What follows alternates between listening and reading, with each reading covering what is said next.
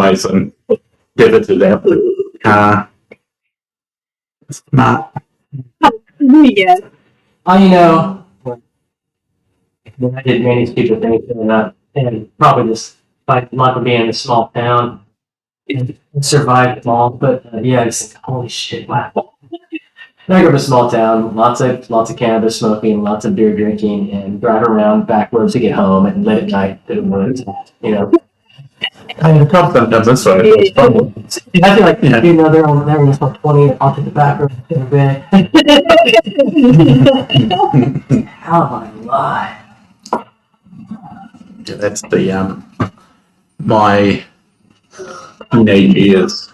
I think I spent all of the luck that I'm ever going to have. So I only drove to the absolute rules of the road. Then it's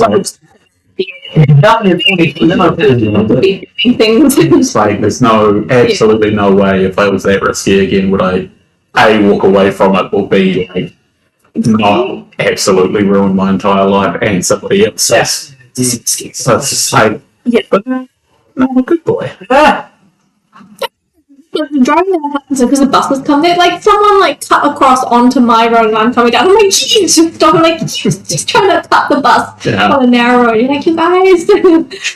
I'm just like, can't even have to play life or death on my own road. Yeah. All of it. Yeah. I see some crazy hits in the road. Yeah. Yeah, it's. And no wonder the anxiety is so high.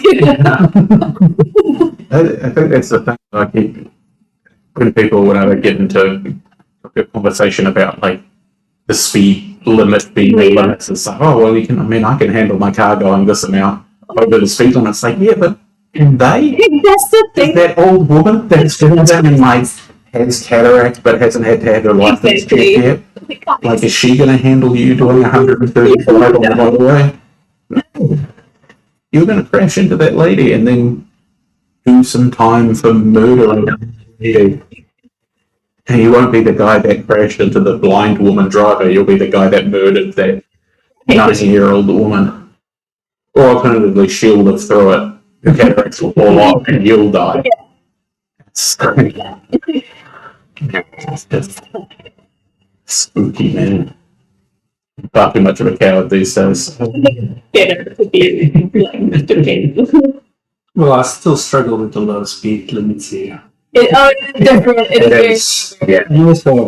I get very frustrated on the way they implement it. Yeah. Makes no sense to me. So, it's You can drive 50 in an urban area, but then the Great North is also 50. Yeah. Come on. Yeah. And that is a 60 road. The thing that I don't I struggled with when I moved back from Oz is that there's not enough signage to actually indicate how fast you're supposed to go. Like on the motorway, you get the speed limit taken every once in a while, but if you pull off the motorway and just pass one, you're assuming that it's 100 and then 10 kilometres down the road it says 80 and you're just like, oh, damn. Yeah, because they're like, well, it's 100 here because the sign says 100. So it's fine, so I'm going to go in between. Yeah, this isn't a new bike plot this week, or I'm scared to, because I don't have a radar detector on that. Oh. I have a radar detector on my big black one, but not that one. It's really hard when you're riding also that big to go 50 km an hour. It's like, oh my God. I feel like I'm, leaving tram, like running past me. Can't do it. Just can't do it. Especially if it's a dog that's big that picks up momentum and you're going down a hill and it's like you gotta go 50. The car's rolling without the brakes on. I think that's Yeah. thing that made. I know, it's like a 0 to 100. Then I like tea.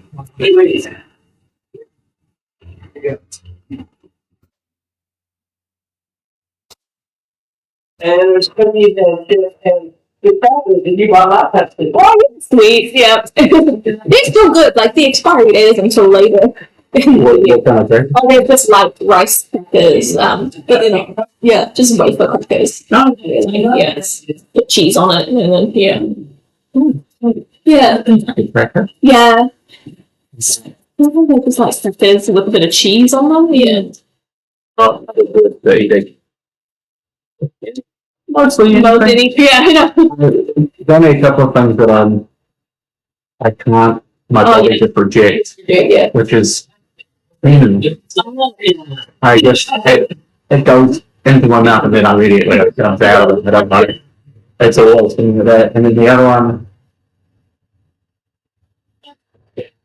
I can't remember off the top of my head now. Mostly just tuna. But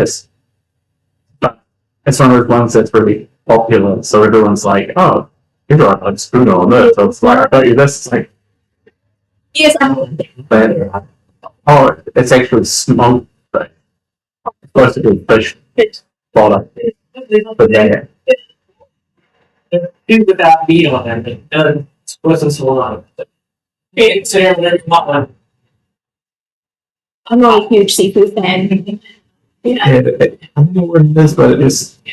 If you can be grown up used to it with an American, like it's really hard to get into.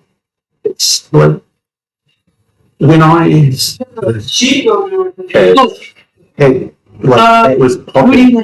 These things were very popular, and I just think I don't know. Like I might have had it bad one time. I had a bad amount, but and then it just Yeah. only as long as I can remember it, it's not too bad. Maybe not maybe. Bad things. if the book dies, it's not compared to God. If Pringle dies, have a bummer for Andy. Okay. Oh, this was gone. So how you play them up? Is that right? Okay. And I have a sheet for that. I don't know. Maybe it's not the sheet that. It should. Is this the sheet you last time? No. I mean, actually, sorry. No, it's she wrote her own thing. Yeah. I could go print it out. I didn't do that. The sheet you have really outdated or something? Because we leveled her up on the old sheet on pen. Yeah. It's though, right? Yeah, but that's the She said something on Discord, right? Yeah, she did. yeah. I think one is still out of date Okay. because it's got my handwriting. Yeah, it's got my handwriting. But yeah, The last time I felt like it needed a reprint. yeah. I mean, it was. It was all over the place. I think she was here like halfway through level 6 when we got that stage, and so we And she just made her be like, yeah, level 7. Level 7. yeah we fussed with it so long, and so it's just Andy and I's like dropping numbers out and adding them up as to what it should be for things. It's like this is the worst way to have a character.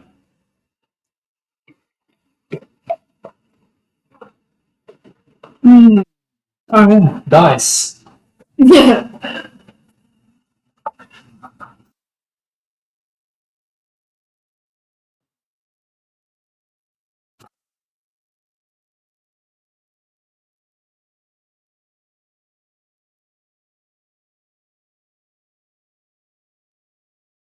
Yeah, good weekend.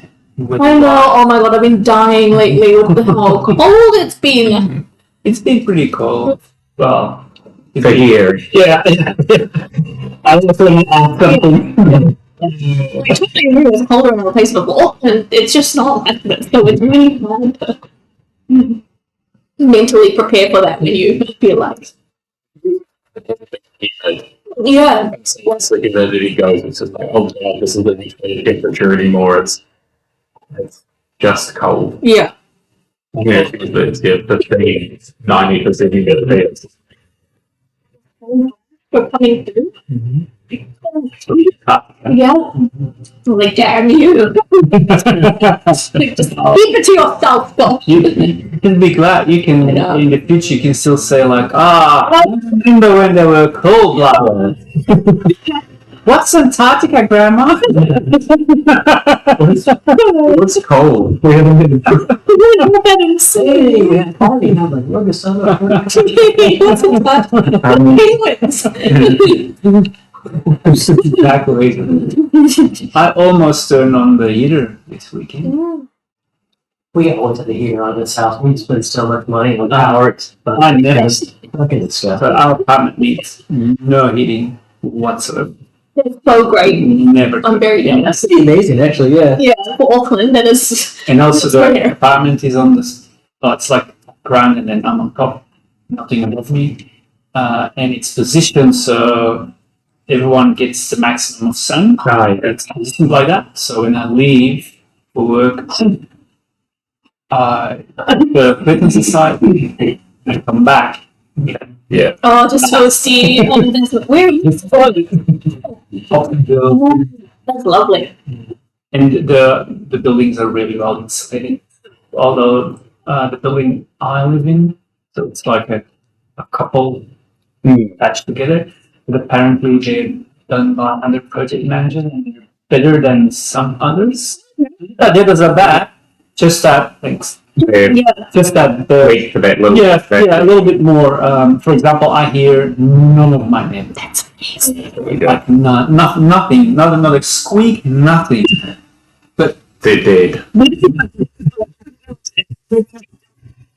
well, on one side there's one side mom is an old lady, but she's still.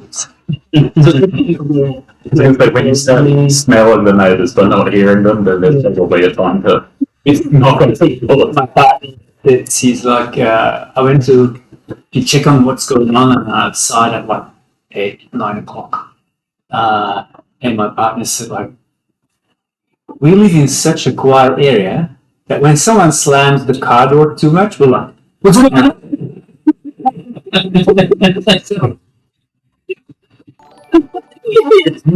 Well, not that bad. I did wake up like months and months ago. 3 o'clock, young guys stealing a car just out of my apartment. Yeah. Yes, and my van is parked down there now, so whenever I hear Yeah. I think Sam Fisher can probably confirm this. There's a good amount of cars dumped in this part of Auckland. I mean, in the last year or two, there's a cars dumped down there. I mean, obviously, what's that word you use? dumped, as in like stolen cars abandoned. I mean, Yeah. you can tell that To report a few. the reg or whatever is like Yeah. a year out of date. The car's really shitty. Yep. I had never seen here before, and it's been sitting there for 3 weeks. I'm like, okay, that's been done. That's been done.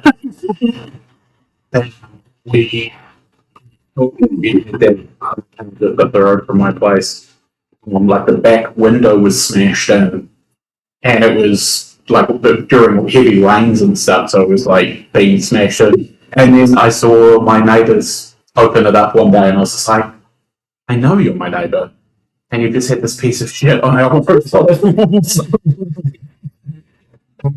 Way on the side of the road, like the wrong side. Like, get on, yeah, get in your driveway. It's such a piece of shit, but they straight up ruined that car. There's no way that they could do anything with how much rain we had when that back window was open. Like, You got a pencil? Yeah. I was just gonna say, I have the current stats for that character, but it's just no eraser or rubber on the back of that one. I've got yeah. Does something need to change here? Yes and no. But I'm gonna say no because I'm gonna say we have been at Gnome Valley for at least a couple days. This is out of gameplay, and so therefore those key points would be renewed, as would be your hit points generally. So right now you're at 42 of 61, but I'm going to suggest even without a long rest or week-long rest, you would use hit dice to regain those hit points. Yeah. So That'll be you'd be at 61.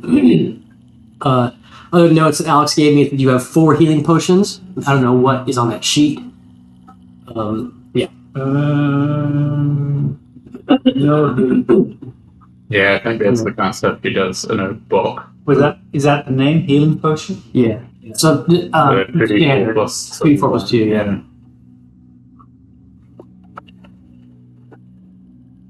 And with this, maybe where Andy becomes level 10 or no? Yes. Yeah. And I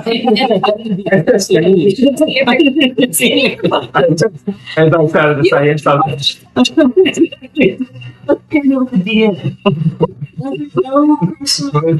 Came back with that, yeah.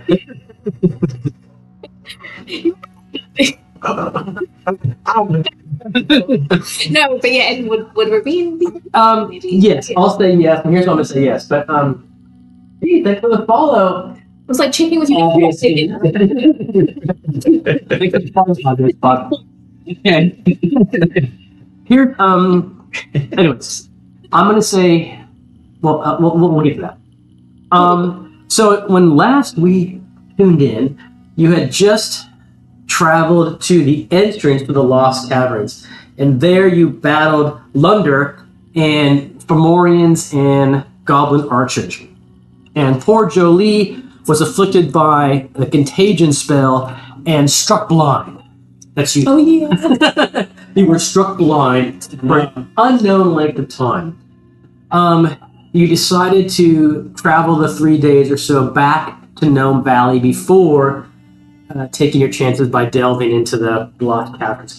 And the trip back to Gnome Valley was largely uneventful. The days spent eating gnome rations, which are strange. Gobstoppers and weird sheep beef jerky and alfalfa sprouts. I think was Yeah. that was the And those were comprised your hardtack rations. So you returned to Gnome Valley, met with the people you had met with before, folks like the Laird Gwalar, the chief cleric Felver Golddust, who Felver Golddust and his lesser clerics were able to heal Jolie of that blindness. She had to describe, so Jolie described what you all did, what happened, that this man, you described the man, cast some kind of spell on Jolie and touched her, and that caused her to go blind, but only after, she was kind of racked with pain and trying to work through the contagion, the affliction she had, but eventually she was not able to do so. Mechanically, remember, I had her make saving throws for 3 different rounds. And so, given that the clerics were able to determine what the spell was and use a lesser restoration to restore her sight. So Jolie is now fine. There's of course been some gentle ribbing from the gnomes in Gnome Valley that, hey, you guys, failure to launch kind of thing. You went off to Lost Tsojcanth full of piss and vinegar, my grandma used to say, and turned tail and came back. So it's a gentle ribbing about that. fair enough. Less than gentle ribbing towards Brimble the gnome, as well as Fandle Penlock, who's with you guys. So that's Fandle. I changed the mini for Fandle one. That little mini there, that one, he's got a bow, but I bought that guy back in the 80s at a place called Golden Age Collectibles. Yeah, he felt like the 80s. Yeah, But look, he's actually mounted on a US penny. Oh, really? Look what he's made. Yeah, that does. That's awesome. I think it up. Not anymore. He breaks off the penny. No, breaks in half. Oh god, the penny's now worthless. Z. Anyway, so Don't you go to jail for that? He's on the floor. God. So yes, so over the course of at least a couple days, you've described what happened. You've described Lunder, the gnomes, and you learn from people in the warren that gnomes in the warren that gnome scouts had seen a person of that description, which you've called Lunder, because that's what he introduced himself to you as Lunder, he visited this hermit that lives in a cave on the, kind of on a side branch of the trail on the way to the Lost Caverns. And speaking with Lord Gwalar and the illusionist, Johannes Snoon, and the captain, Mr. Pecklebeck, you... Peter Potter.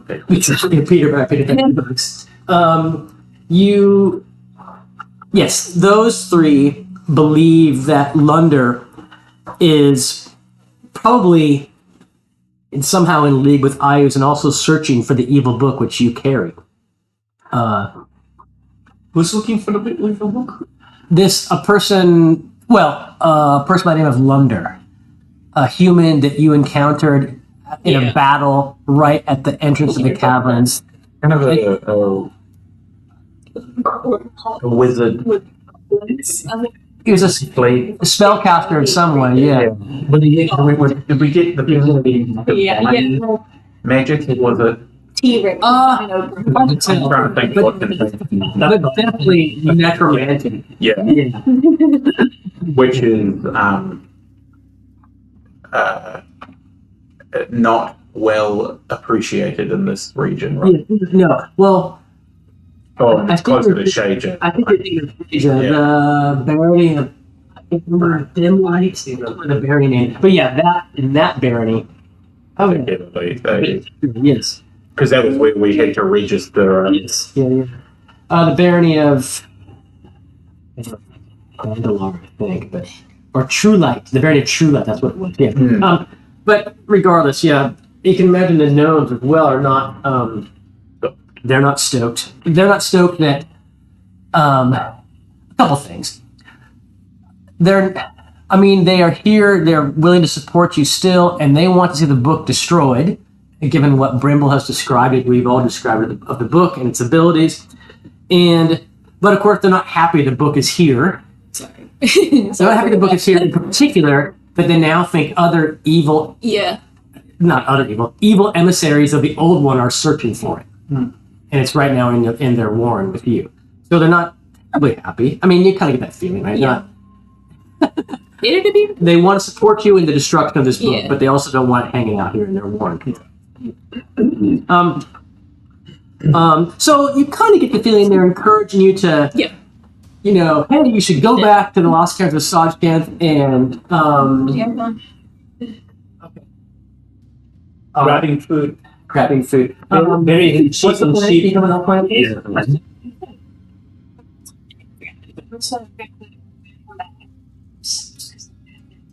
Ask your mom, where are you going to get food? Okay. Are you driving instead of the car? Okay, that's fine. All right, have fun. Certainly not to go outside. Yeah. Yeah, okay. You got enough clothes on there? It's going to be cold outside. Lily. Okay, all right. So this is the guy you think you saw in your restaurant? I think so.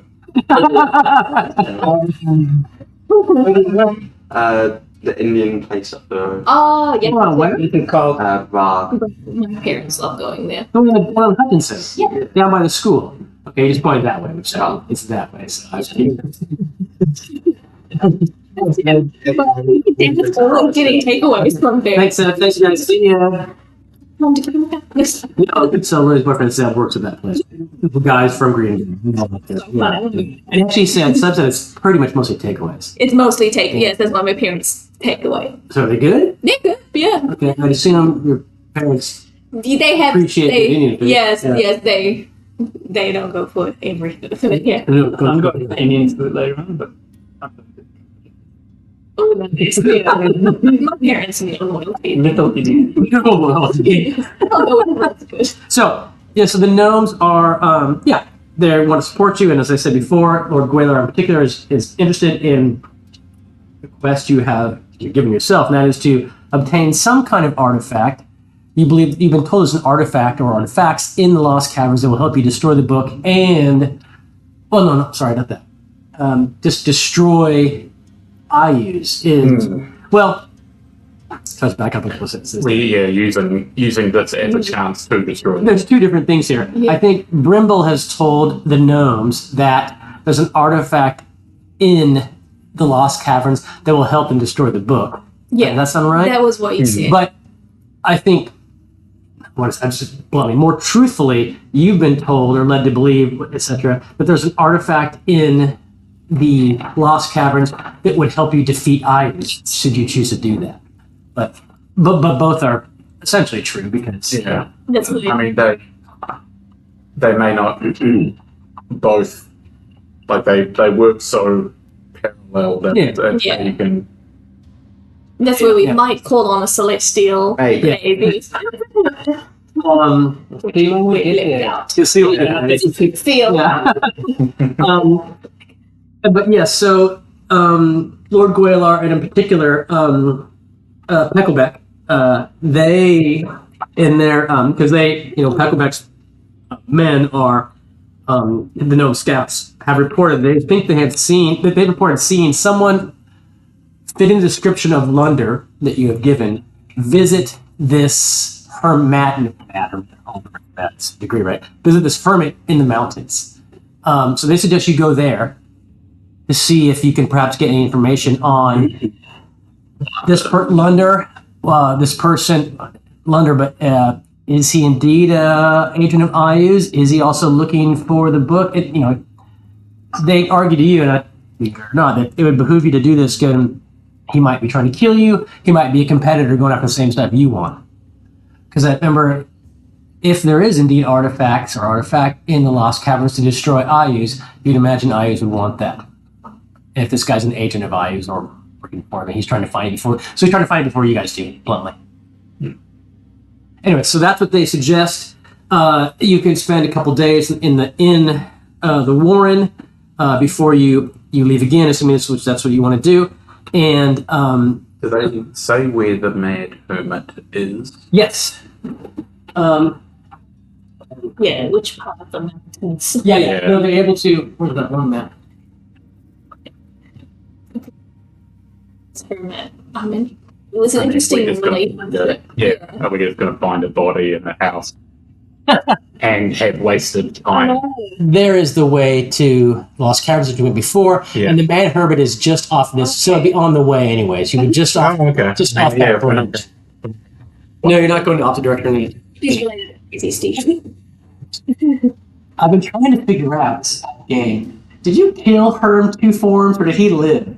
Remember Herm two forms? we chatted to him, and He then went off map in his own way. he's like, "Oh, come back and see me if you know this." And we're like, "Okay, yeah, sure." This is an NPC from 2 years ago. Something like that.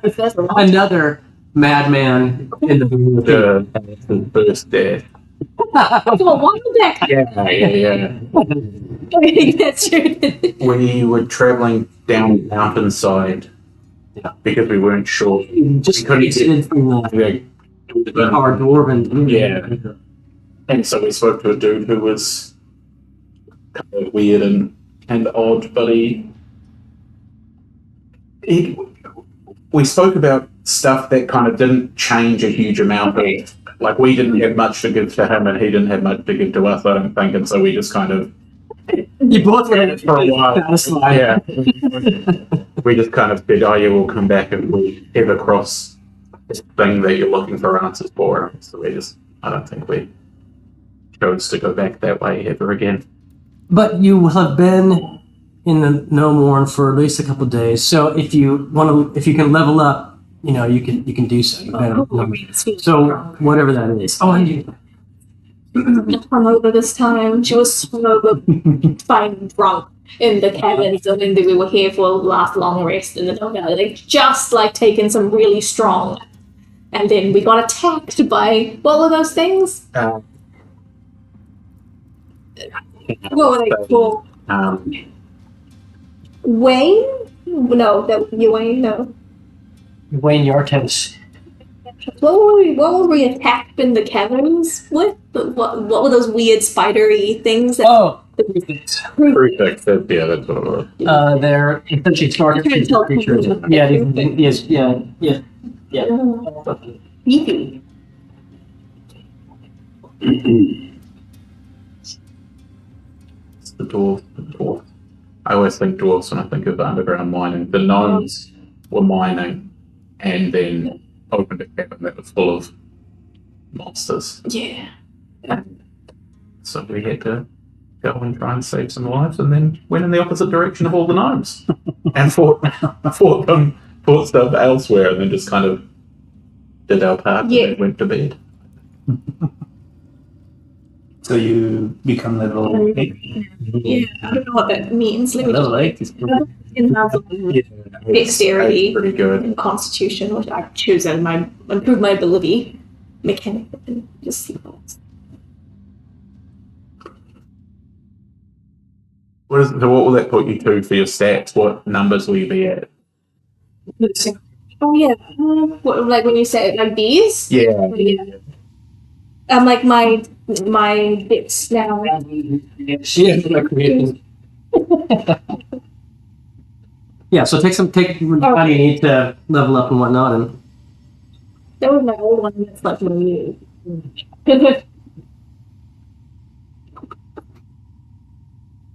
Me going totally healthy today. Absolutely, there's protein in there. crumble some Oreos on that. Mm, So if you put the point of, because you're at a number that doesn't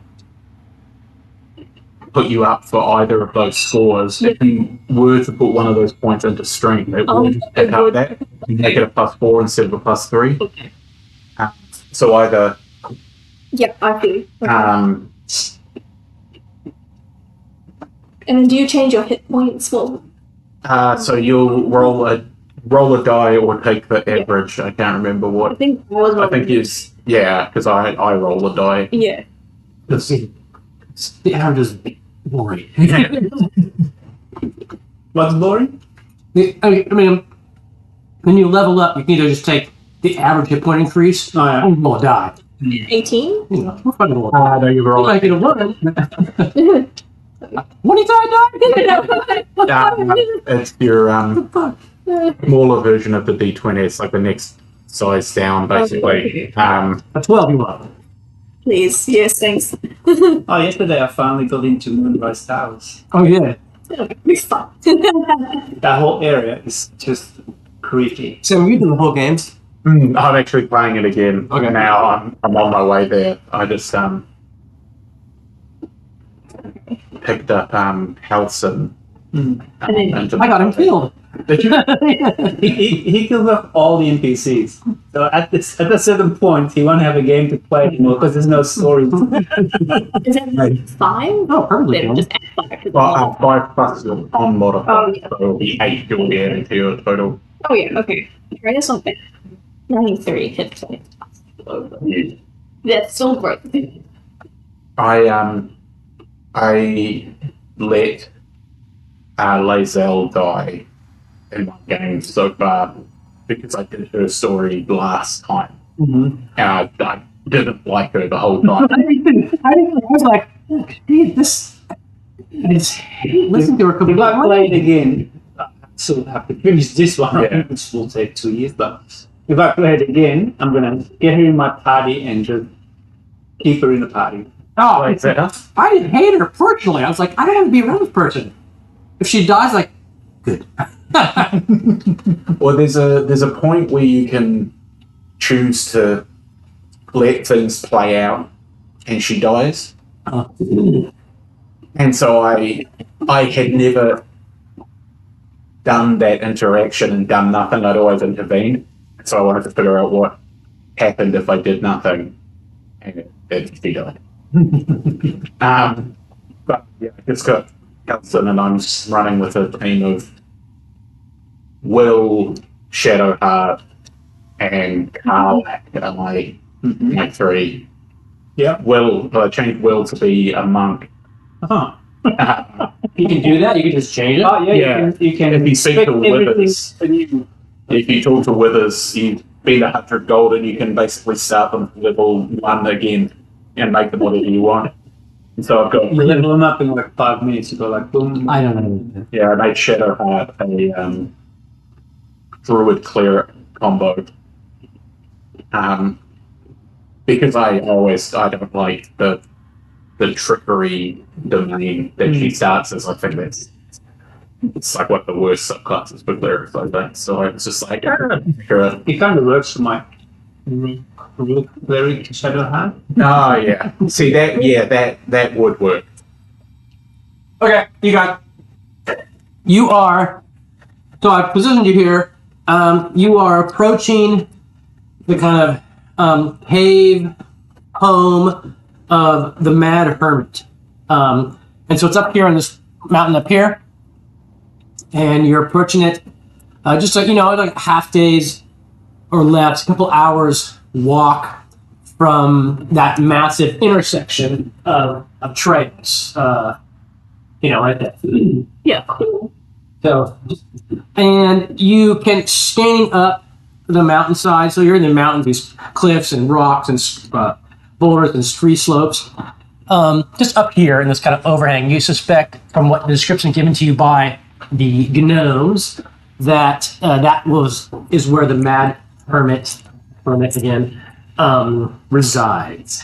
So just put you there. I mean, you can move yourself around however you like, but that's where we can start. So you can tell me what you would like to do. Were we told if he lives in a house or a cave? No, he's in a cave. Yeah, he's up here. He's up there somewhere. Yeah. Is there a doorbell? Yeah. Climb up, right? Well, welcome, Matt, says Mad Hermit. Yeah, I mean, How high is it? Do we need ropes and You can stuff? climb. No, you can scramble up the rock faces and whatnot, and the slopes and boulders and whatnot. Yeah. Yeah, let's do that. You ever been started climbing? Huh? The way you would like to be. Are you trying to be quiet, or are you just moving? I'm just. The entrance is how far? It looks like 100 feet up the kind of slope. Looks like you think you can see it. This cave opening. I don't think we'll be able to really be quiet, but no. we're going to move slowly anyway. So Yeah. we'll better try and be quiet. But Can you all make athletics checks to climb up this slope? It's not difficult, but anyways, we're gonna do it anyway.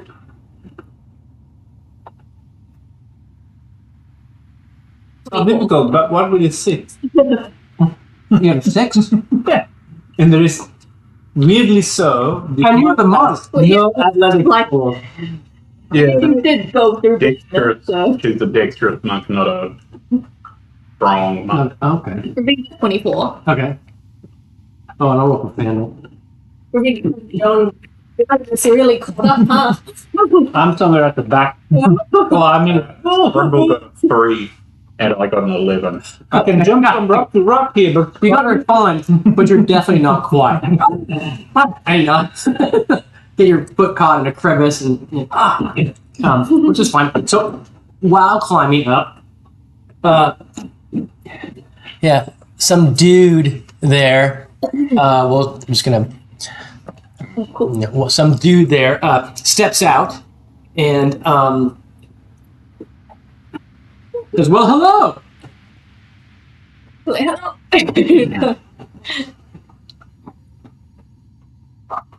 I'll stop climbing. Look up. Nice. So what you see, he's gaunt, he's dirty, he's disheveled, it's a matted hair and beard. Rastafarian, I guess. He's got a tattered cloak over. All angles. Hanging right?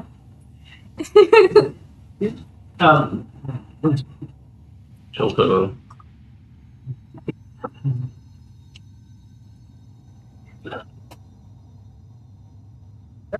So he's got a tattered cloak, soiled loincloth, hair shirt, rough leggings, sandals strapped to his feet. Looks like a pretty harmless old coot. It's,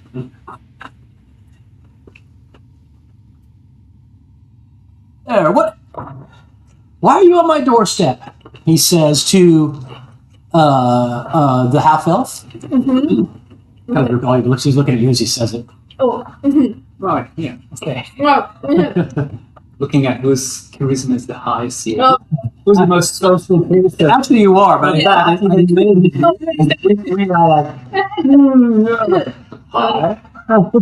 I'm sorry to trespass on your humble abode. we call him humble. Oh, It's a castle among hovels. it's quite a fortress here. Tell them that we were just here, we're on our way into the caverns, and we wanted to stop by. We were sent by the gnomes from the Gnome Valley. The caverns? Why do you seek the caverns? We have learned. We've learned of some. Will you reveal? Yeah.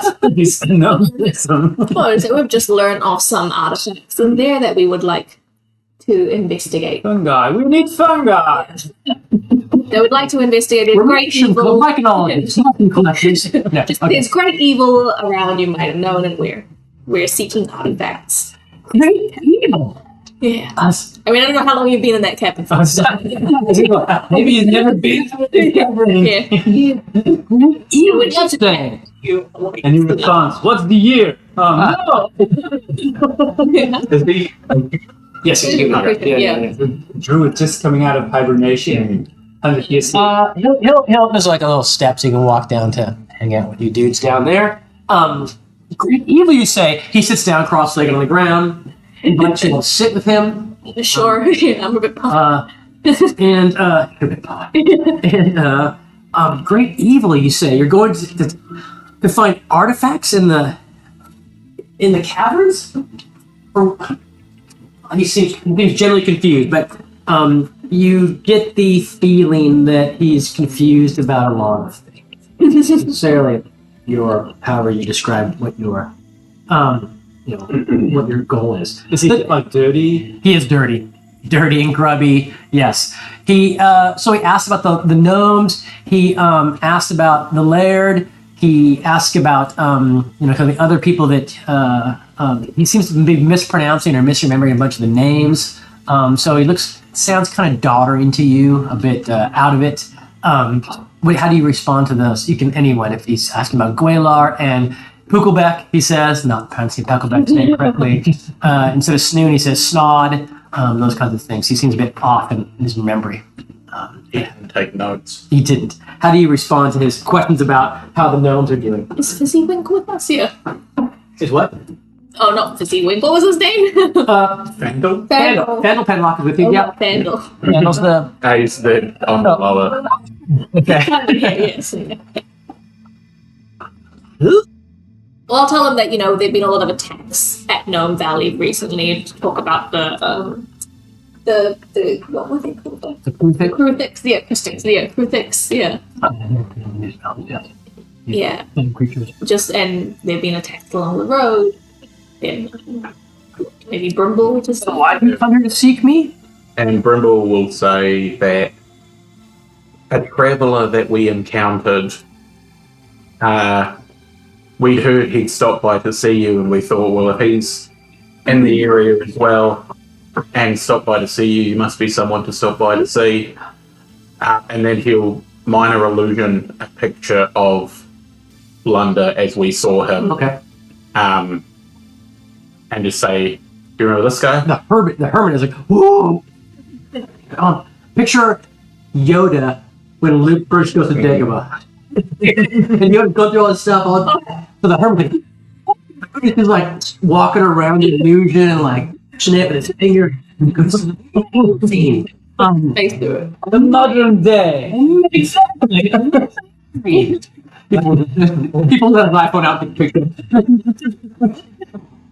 They'll be with all you guys. Yeah. Like he has nothing. We've got a blog. iPhone 15. Okay, so this man has come to see me.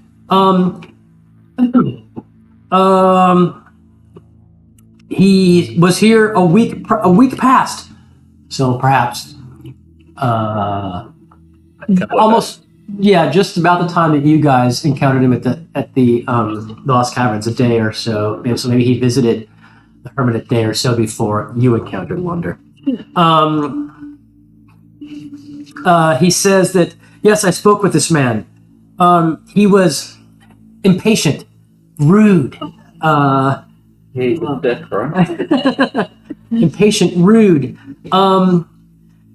He was asking about the Lost Caverns, much as you've just described them, their defenses, their history, and the hermit gives you a history similar to the one that Laird Gwalar gave you a week or two ago. This long history of Igwilif and Grazit, their aeons-long war, their love affair, their hatred, the so-called children they have, one being Ayuz, potentially, one being Drelsna, a daughter of Igwilif, that she was her true love.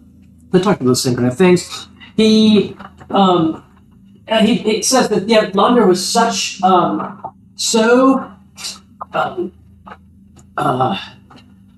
so rude, didn't appreciate my storytelling, was so anxious to be on his way and to somewhere else besides here.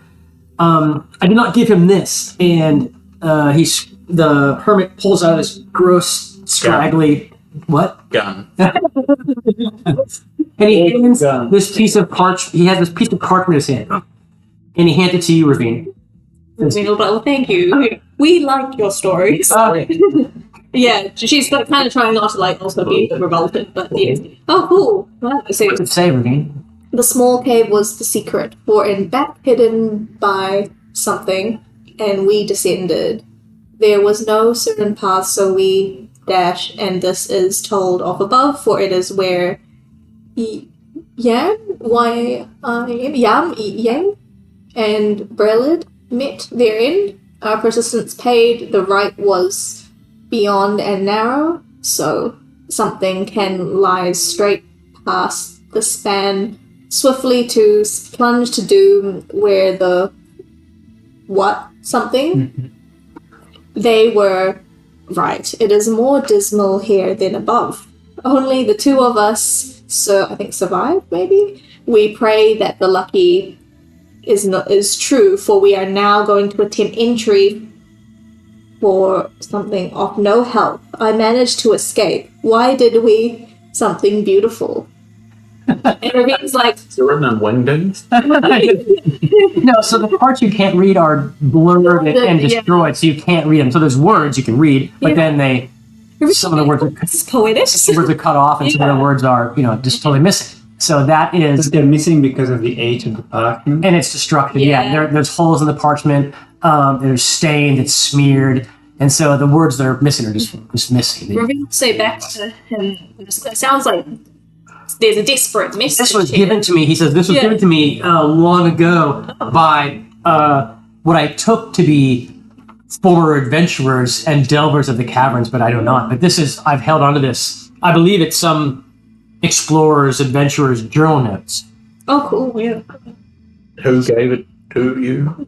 Years ago. I have no idea. Packings to make clear. He's lost his marbles a little. Yeah.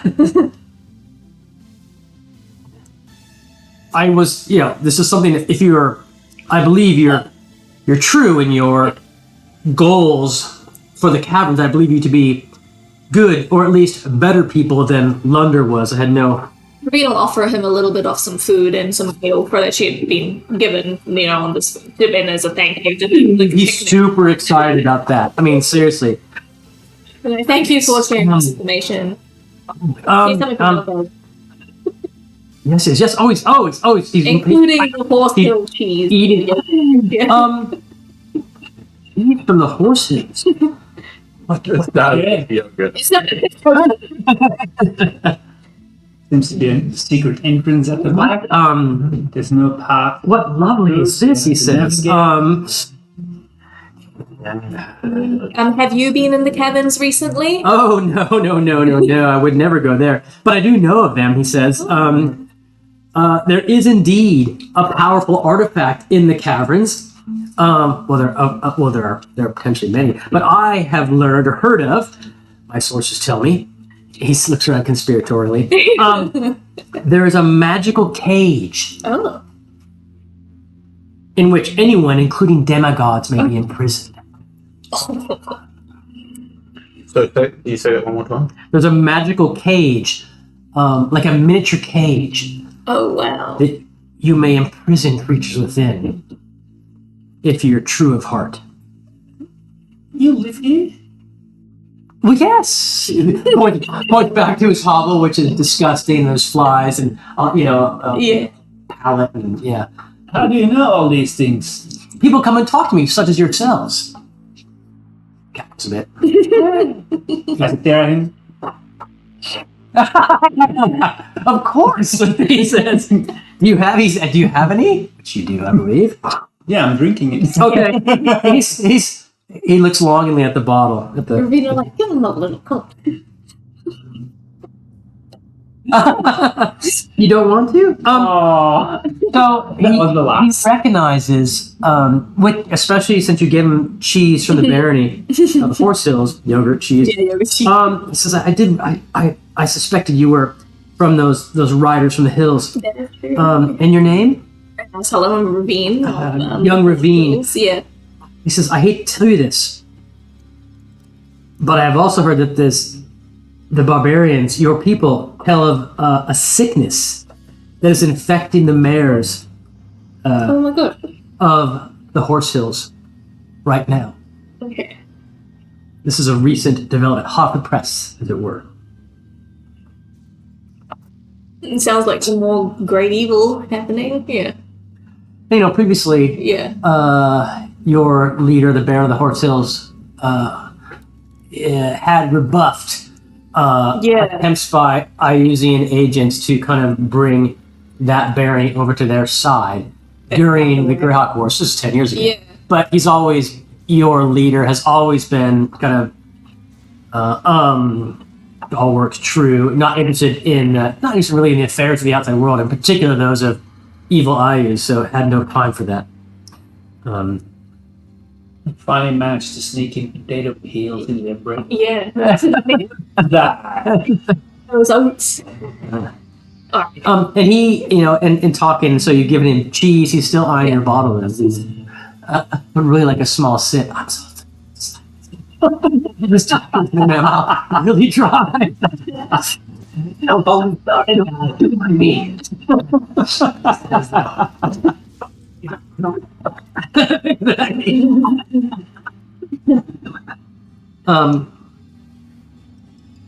Ravine will be like, come on, girl. Yeah.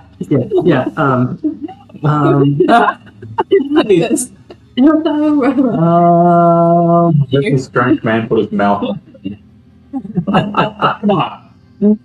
Lips are all chapped, his dad's all dry, and skin flaking him off him. That's alright though. He's good. Tell him no lips. Yeah.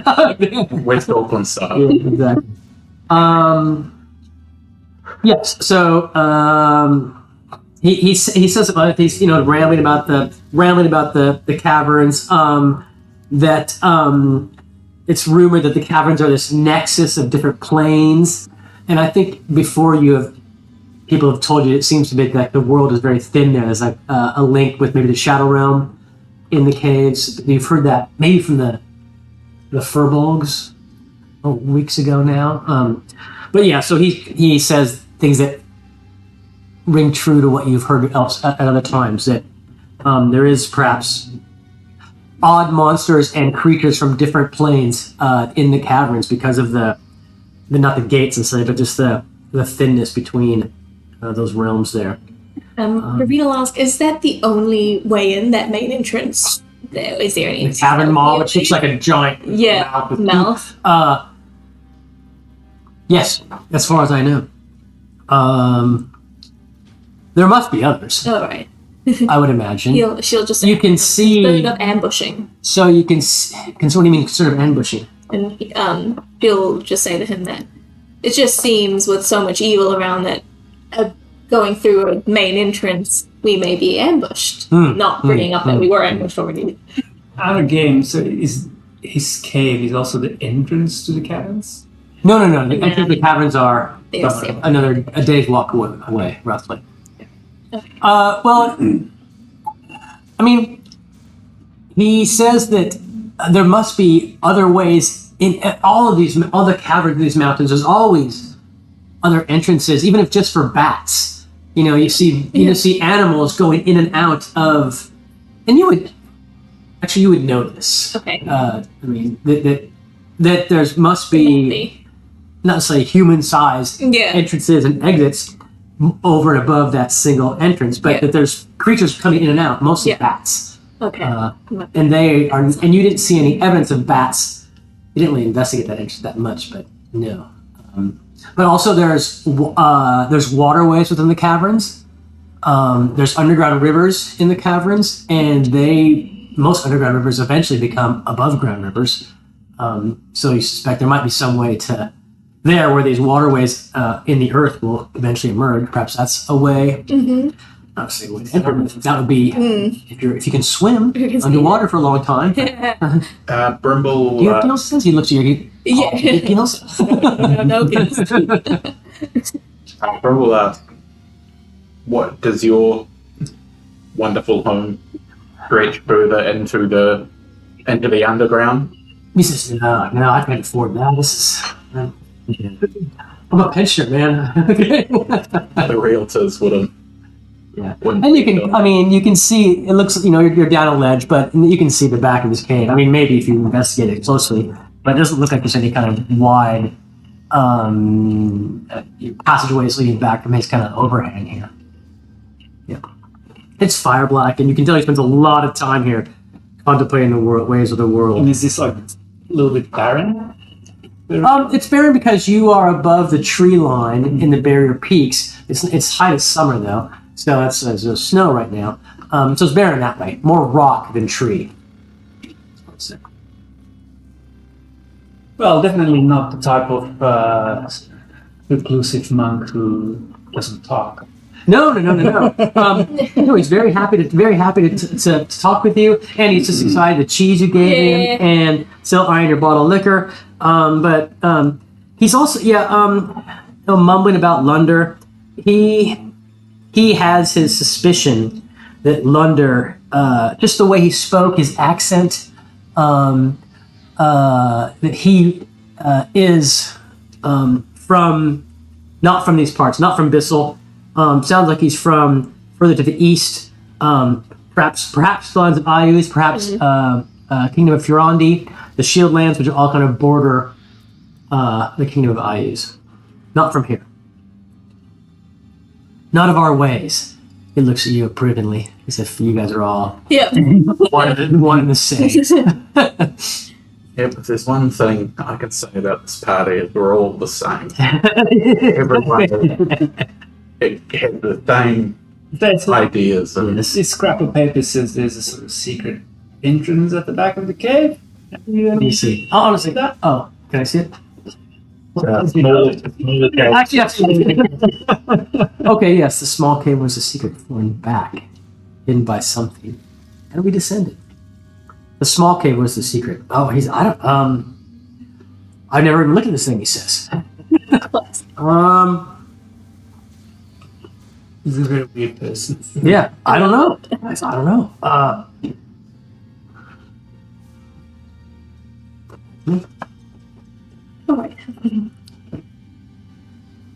Well, you friend, Yeah. we're gonna go now. This is like this awkward moment where you want to go, but you don't want to be rude. And He's like, you guys are the best. This is the best that's happened to me all year. It's just gonna turn and start moving down the slope. Thanks very much. It's like if we get a chance, we'll try stop by if we come out this. Yeah. It says, yes, please do. He seems he's very happy to have spoken to you. Yes. And very happy to have given you that. On your way back, please, from the caverns, please stop by, come by, and tell me of your successes. And if there's any tasty morsels you find, I would very much appreciate that as well. Will do, yeah. Mad Hermit doesn't pay like he used to, okay? Yeah. I'll probably have some sort of food at all? You can have. You will have kind of known rations. Yeah. For at least 10 days. I know my ration. Excellent. Alfalfa, grasshopper. I give him sheep something- jerky. I give him like a taster plate. Like here's a couple of things. Here, stuff here. Excellent. Some fried good cheese. It's, wow, this is amazing. Don't eat it all at once. It's like you bite-sized pieces. It's like What's funny is an alfalfa sprout. A single Give me sprout. a drop of liquor. So you're kind of descending down from his cave top eyrie, and as you do, you hear this screeching, like gravelly, like tumbling rocks in the sky above you.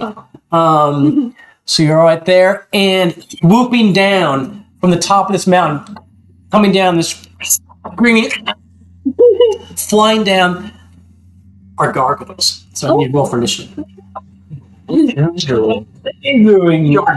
Gargoyles. Soft 20. I'm rolling. You need your car game. I just rolled my cheat. Shouldn't have done it. And 26. There's no rolling action whatsoever. Okay, so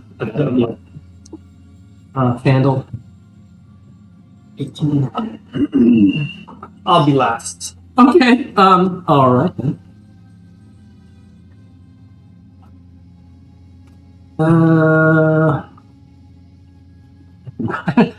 We're giving him all my rocks so you can't see this. I'll just, you know.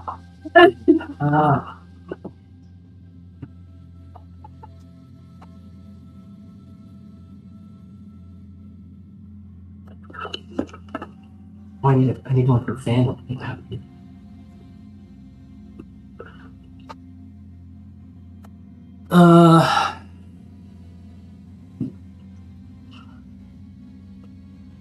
So there's, I'm just gonna put these gargoyles. So as a gargoyle has come flying down the mountainside. These are not Oh, cool. gargoyles, obviously. That's the It's because I don't have gargoyles. Mention that to Loki so she knows what to give. soon, right? Yeah. Is it? Yeah, it's 1st of September. Oh, I should read that. They're in the sky above in these places, okay? Swooping down and swoop, swoop. Yeah. And so I'm using it. And then you're up first. Sweet.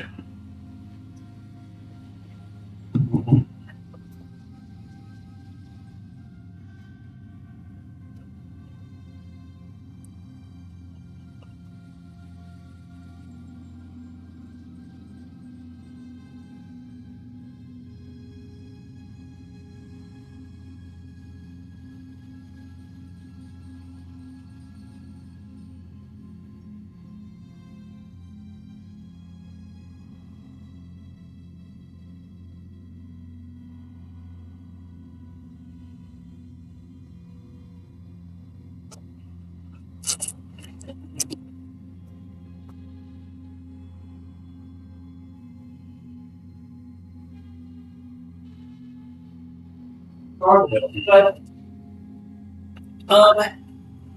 I don't know if any of your characters have ever seen gargoyles before, but they look Stone. they're green skinned and they have jet black eyes. So you look up here, they're streaking as they're flying down towards you. So yes, I mean they officially are gargoyles, but again, I don't know if you guys have seen gargoyles, right? But heard of them. Yeah. So you might not immediately think of them as gargoyles. You would think of them as just these winged, evil-looking demons flying down toward you. Is what you might kind of first think. We'll leave it at that.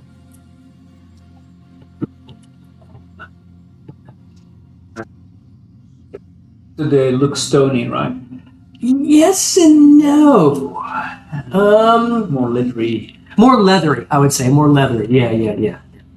It's a 24 to hit. That's a hit. And I'll shoot this one right up in the middle. Okay, thank you.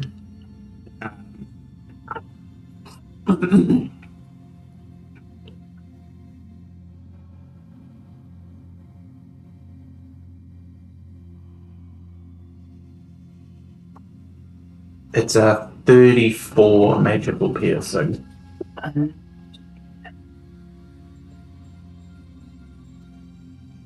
Yes, 34 got it. Okay, thank you. 34 And does magic. that seem to be doing It does. full Yeah. damage? Yeah, it goes to the creep like laughs a bit. It looks like it takes a hit. Yes, definitely. Just fully second shot is a 23 hit. That's a hit.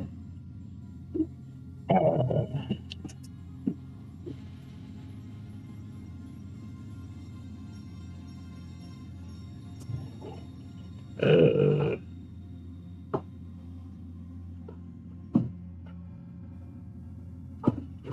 $35. Yeah, so that same one. I assume. Right? Yeah. So it's still alive, but yeah, it's screaming out. It sounds like a rock tumbler as it's screaming. And then he will just kind of continue to move down the story a little bit. Basically, you just keep sliding. Do you want to turn the whole block so it'll face the camera more efficiently? All right, honestly, get a good shot of Sam there. Actually, Nobody wants that. It'll do worse for your campaign than anything else. right. That's Mitsu. Yeah. That makes it now Ravine's turn. Ravine will tell the hermit to get down and move. He's actually going. No, he's like he's running up into his tavern. Okay. Okay, great. So Jumped in. she'll be saying that, oh, he's already gone. Okay. Great. This guy's actually in this. He's fallen down. He's up here towering. This guy's in the. So they're in the sky. I bet, you know, Okay, not they're right. in the sky, yeah. I'm gonna try and shoot with my short bow, the one within distance to me. Oh yeah, that first one's gonna miss. Very low die. I'm gonna try and shoot it one more time.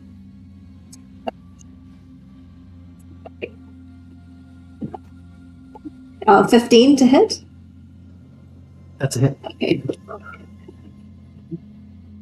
And then just 4 piercing damage. Piercing. Yeah. Got it. That's all. And that guy down there. Okay.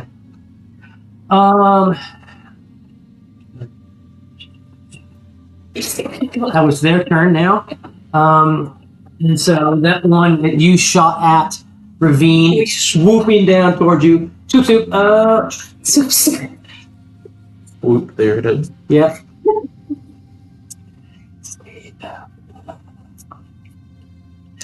Okay, it's attacking you, obviously. Yeah. I'm seeing what it's going to do. So it's got bite claws, and it's got these nasty horns as well. What is this monster? Let's bite. Ooh, that's going to hit. Not going to die. It's more than that, though. A claw. So it's bite. It bites you, and for 12 piercing damage. Okay. Now it's going to try to. Now it's going to. Coming down, it's going to claw you too as it bites and claws. This is the lower one. It's the one she shot. It's right there. Yeah. So it Yeah, comes down to zero. yeah, you're right. Yeah. Yeah, thank you. It has to do that. It's running down this thing. So it's not on the ground, but right, it's in melee, obviously, with you. Claws. Ooh. Another hit. 19 on the die. It's a hit. And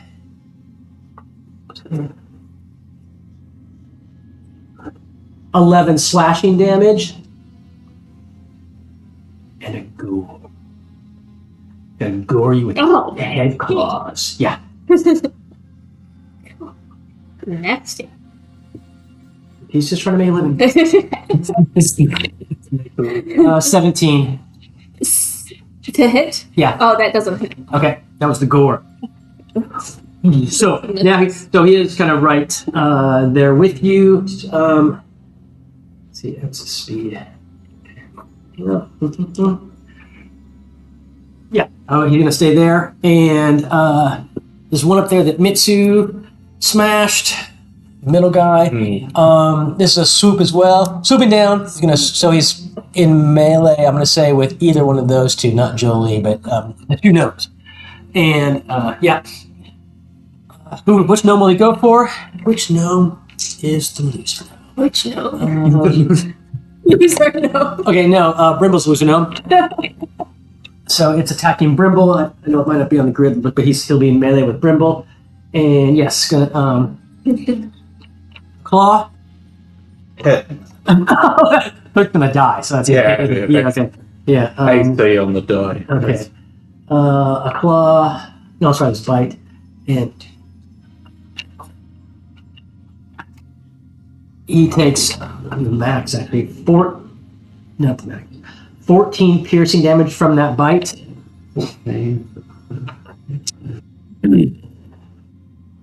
A claw hits. Yep. And takes 8 slashing damage from the claw. Okay.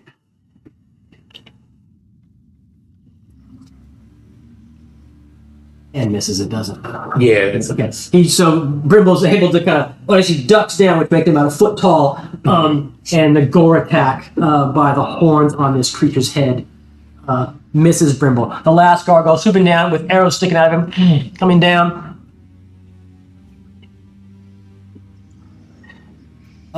He's in pain.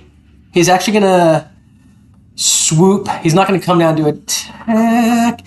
He's gonna fly over here. I'm gonna put him just kind of above, so he's up in the sky, or 50 feet, 60 off the ground on that side. That's their attack, and that makes it Brimble's turn. So You're doing it, right? Okay. Brimble is going to. He's gonna Misty Step up towards the hermit. Okay. And then he will point the wand of magic missiles and shoot some magic missiles at that one that just hit him. Okay. Yeah. So this will just be. Oh man, that sucks.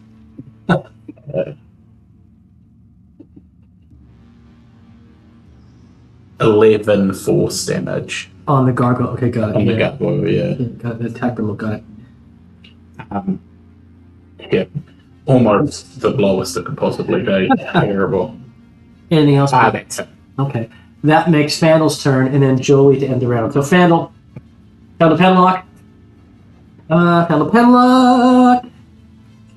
Okay, what? Or is he's essentially? Okay, yeah, he's right. Yeah, that one. Okay, so he's right next to in front of that one. Who was that you just hit? Okay.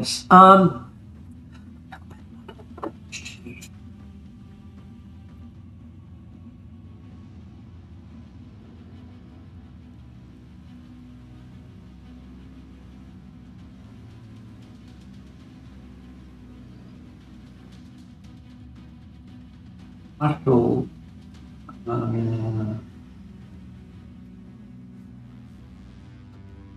A martial arts damage die. Currently it's a D6. That's Jolie, because it increases at certain. it's like a superiority die kind of thing. Yeah, but it's the damage die that Jolie does with. Fist. Yeah, the fist. And so I think at level 8 or 9, I think it goes to a D8. But Alright. it might be higher than that. But it's a D6 currently. He's going to Thorn Whip. Fandle,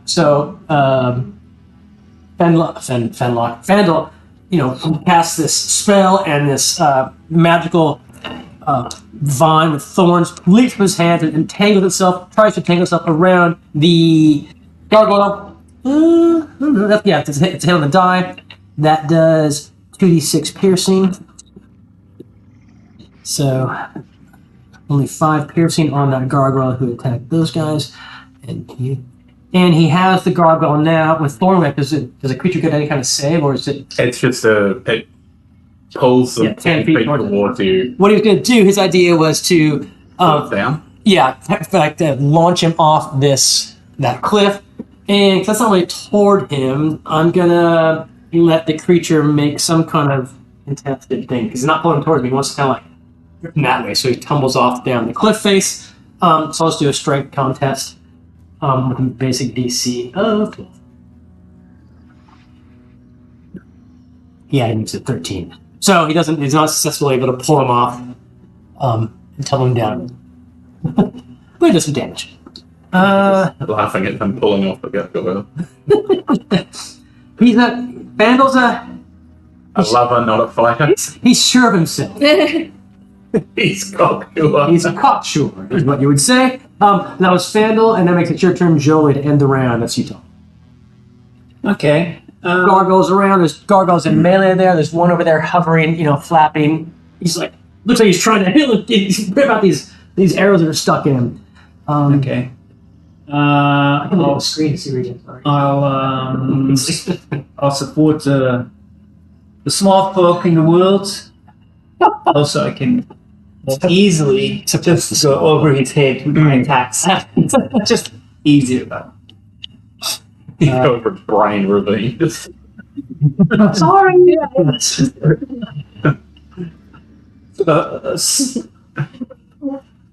Lightly lean drunkenly into the halfling whose name I've already forgotten again. The new one? Fandle the Vandal. Vandal the Vandal. Fandle. I like that one. Fandle Penlock. Vandal.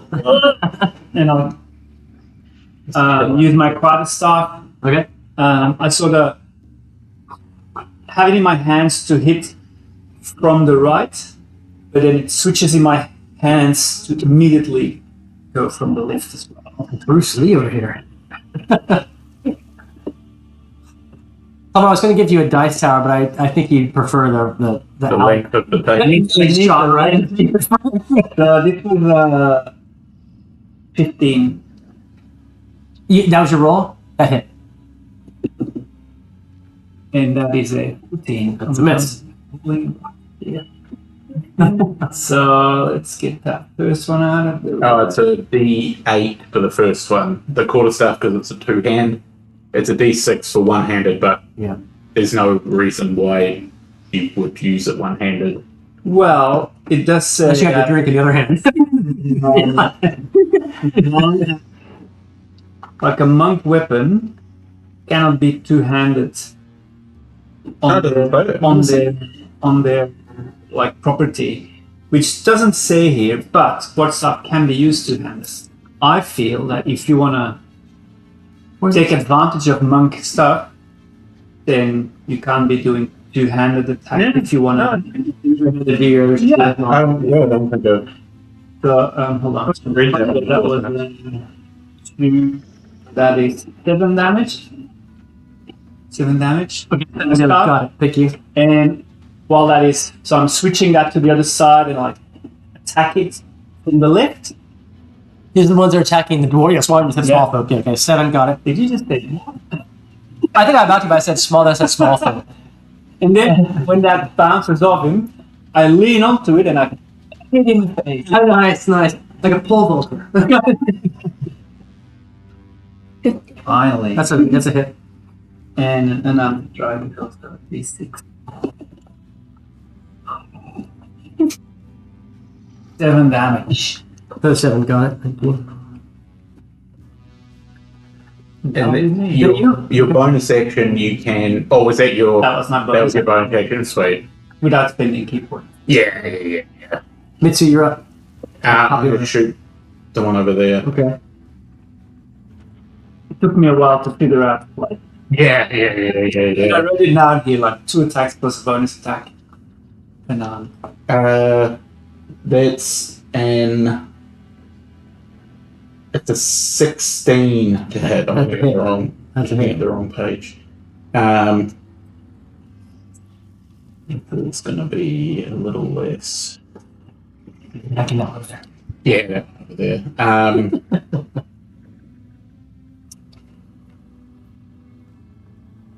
19. That does him. He's hovering in the air. How does he end it? How's he end I think as he's looking down, to, like try and pull the arrow down, like the final one kind of hits him in the gut. And so it's just like, oh. but 1 year. As he's focusing on not moving, and he's trying to pull him out until He crumbles in the air and then falls to the ground. but that's 50. Okay. Ravine, you're up. Yeah.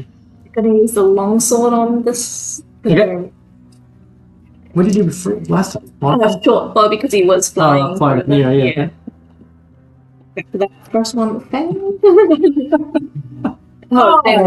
Failed. He misses. 2 misses. Someone please bless this table because it's giving bad vibes. Bonus action, frenzy attack for the next time. Okay. Yeah. Okay. So you rage. I haven't raged. You you have to rage. rage to get the frenzy. Okay. Bonus action, rage, to then. But it wasn't rage now. No. Just to repeat. That's How many times can you rage? rage. She's very pissed off that she missed that. She's raging. Actually, frenzy attack. I like it. That's what you can do. Yeah. And that makes it their attack. Because they hit with all of them. I'm already like it goes lower. Yeah. Like half down. He's going to attack you. Yep. Can you right before you're all up in each other's grills there? So a bite. 21 to hit, all up. And that'll hit, yes? That'll hit. Okay. Or if you had any kind of... No armor. Yeah. No. I missed it. Okay. I only thought of the brown. That's what normally happens to us. 9 piercing damage, Ravine, from that it's stony mouth bites, and you can see this thing is green, leathery skin. It looks like it has black gems for eyes. They're like, I mean, they're not gems as in faceted. They are like river stones, but they're jet. Immediately. They look like they're jet, actually. They were lots of money for was it? And now, Especially if we bite you. replace our own eyes with them. I mean, that was a bite. Now claws. Just a 17. Oh no, that one hit. Okay. That does hit? No. No. Okay. So both his claws miss you, and now he's going to... The dog's just going to jam his head into the torso if he can, and that's going to miss as well. You double side, just miss his horns protrude from his head, just like nick your tunic. That's him. And now on the small folk. Okay. Gonna go against Jolie since you were last dealing him blows. So, a bite on you, Jolie. That's gonna be an 18. How dare you? I heard 18 is 17. I don't know if that's the same. Okay, so the bite hits you, I'm guessing. Yeah, did I see like how vicious that bite is? Pretty vicious. You want a scale of 1 to 10 viciousness? It's a 7.2. The Russian judge. Thinking about using something. Okay. 14 points of piercing damage. Oh, no, I'm sorry. Yeah, 14 points of piercing damage from the bite. And now he's lunging at it with his claws at the same time. I'll not do anything then. I wanted to do something. What do you want to rolled. do? Well, what do you want to do? I don't know. I have to like. But I mean, It's a confusing. that's fine. I don't take your time. I don't think There was something about dodge. That is you can use your bonus action to use a key point to take the dodge action, I think. You mean out of turn? No. That's I think it has to be on. Does she have? Oh no! Here reaction. Time, honestly. Deflect missile. That's So- On your turn, you can take the dodge action, which will be in effect until the end of your defense.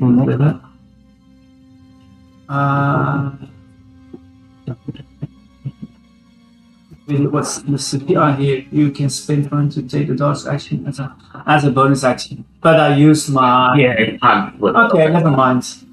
It's got that scare shit. You said 14. 14, yes. And that was the bite. So it lunges at you and tap it, and it's also trying to rake you with its claws. Those are both misses. And now it's as it sort of rip its head back, try to catch you with the horns on its head, and that's going to miss as well. They are vicious. What does that dodge do? Makes opponents have to attack with disadvantage. Yeah. And so am I right that that he could take after doing everything on his turn, he can do bonus action dodge, which will remain in effect until his turn again. Yeah, as long as he doesn't spend it to punch, which he should. So yeah, but yeah, it's like all the attacks and everything, all the movement, and you can take the dodge action, or you can do it at the beginning of your turn if you're wanting to move away from a creature, because it can be done at any time. So dodge is a normal action that anyone can take for their action. It's just that you can do it as a bonus action. Brimble, your turn. Brimble is going to.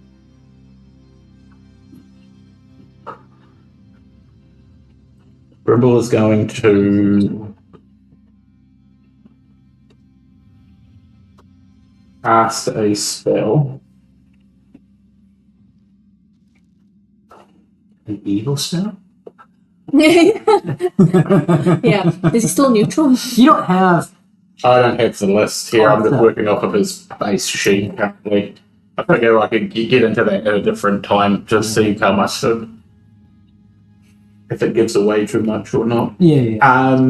He Keeps him close to the chest. yeah. So good.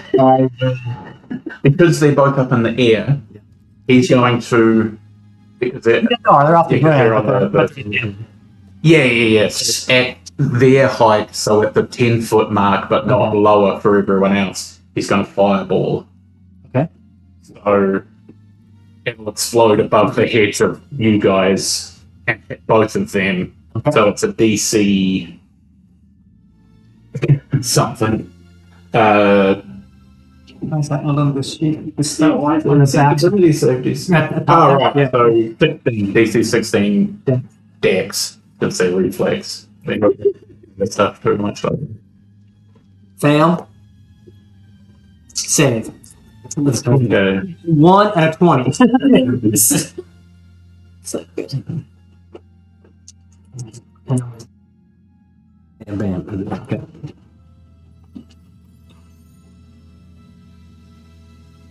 So the hermit's like,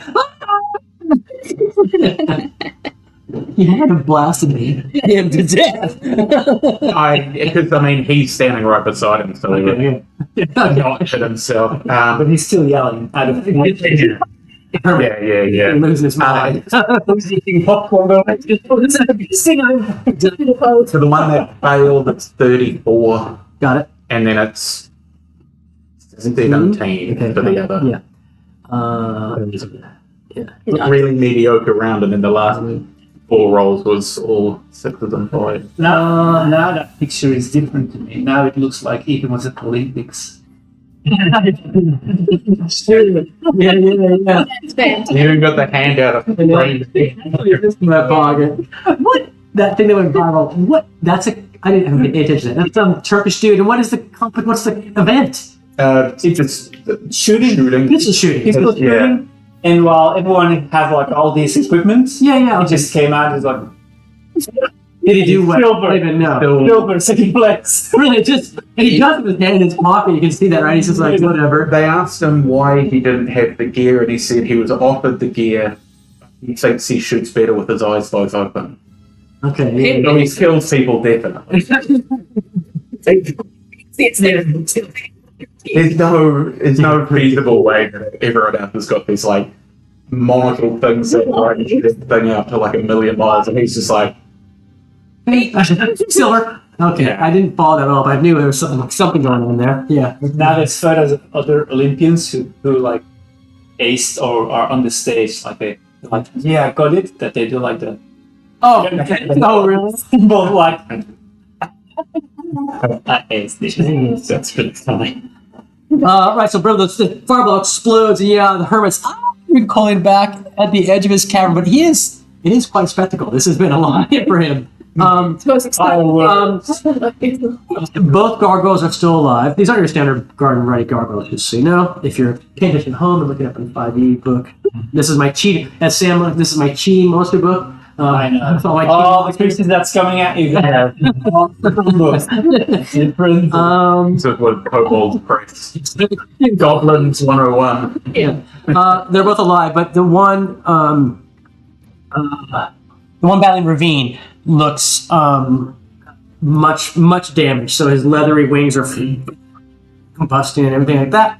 That makes it Fan's turn after Bull Brimble and everything else stuff. Fan's turn. He's also cowering with the bird. He's just not yelling as much. He used Thorn Whip last time. It's a pretty good damage die for this. Consider all everything else he can do. So yeah, he's gonna just do Thorn Whip again. It's that or Produce flame. what? Produce flame. He's gonna do Druidcraft. Yeah, he's gonna create bonfire. Exactly. Thunderwave. Thunderwave is area effect, so it's gonna fuck everyone up. Yeah. It'll fuck everyone up except for the gargoyle Okay. because it's like a onto the ground Yeah. type of thing. Oh yeah. Okay. For sure, you're right. That's too big. It's not a call I lightning. guess you might be able to aim it up into the. Then if it's a sound. He's gonna do Thorn Whip. It's easy and does some decent damage. And yeah, he hits for 2d6 damage, and so he's gonna. I know what he's gonna do. He's gonna. He did it on. Where is he? Oh, there's. He's He's doing it on the one on Ravine. So it's gonna pull him away from Ravine with 7 points of damage on that one on Ravine. So he is getting seriously almost dead. Jesus. I'm out of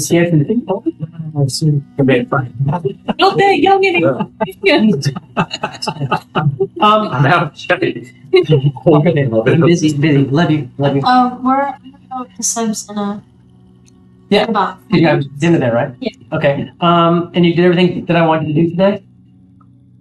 I'll go check your room in a second. You'd be guilty too if you're blatantly lying here. There's no save with Thorn, is there, to be told? Okay, so does that make opportunity attack for No. Does not. Okay. Yeah, this is what I just need to figure Yeah, it's if you move of your own volition. You get a fair Yeah. So he's pulling this. He was pulling to attack you. So he pulled him from Why is he moving? because he has this magical whip of thorns that he used and pulled him away from Ravine towards the two of us. I was gonna move between them. It's almost as if he planned it. Okay. And that will be Fandel, and that means it's your turn, Joey, at the end of the round. Now that he's coming, he's pulled it. Get out of the Let's see. Let's see. Oh, I don't know where the fuck's Yeah, that. 20. that corridor work. That was a good corridor. So what does that do here? Double the dice, not the modifier. Yeah. But you double, unlike Pathfinder where you can only double sooner, but you double every dice that you roll. So like smite and stuff go off for million damage. Yeah. So that's 11 to the guy that just moved. Yeah. Okay, that's it? Even with that. Yeah, 2d6 plus. Okay. He's still up. So he's so you smoked him. He's been ripped with a thorn whip. One of his horns is off. There's blood out of it. His wings are tattered. One of his onyx, his jet eyes is cracked. Lowers the value of that. And then I hit the one on the right. Okay. How's he looking? A lot better. Let's just compared to his friend. It's like the before and after shot. Exactly. Okay, I eye him and like, oh no. Okay, and I'll just, I hit him like this. Which one? The one I just hit. Okay. One. Switch to the hand. Bounce it on the floor so it goes up. Okay. It's right under him. Wow. Taking the other one now. Amazing. And that's 12 damage. How do you kill him, Jolie? Because that goes right under his chin. Well, that goes not as planned. So my quarterstaff goes around the softest spot right here, and it goes straight through his skull on the interior. And he's like, my bow staff. It's all be bloodied now. I'm using a bonus action to dodge. And while I'm dodging, it's because I'm also pulling out my quarterstaff from this. Okay. And drunkenly dodging. And so that's a key point thing, right? No, that's the bonus. Oh, that's what requires a key point. Action. Okay. Remind me of that. If I attack and I forget, just remind me that the attack gives you this thing. It is a key point. I thought you said that. Yeah, I thought you said earlier it's a key point for that. Yeah, expend a key point and dodge. It's a bonus action on your turn. Yeah, it's going to do it because these guys, they're rooting me in. Okay. So to remind me again if I forget. Back up to you, Mitsu, top of the round. He's just gonna turn, seeing that the weaker one has been killed. He's gonna focus his fire on the more healthy one.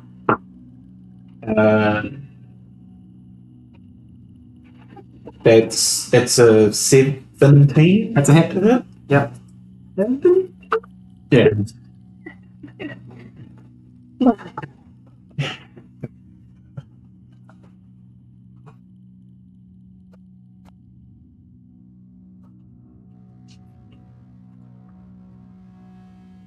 It's like it stands in a fugue state. 16 points of damage. Yeah. All the numbers are moving fast. Still up. That gargoyle is still up. Anything else, Mitsu? No, that's me.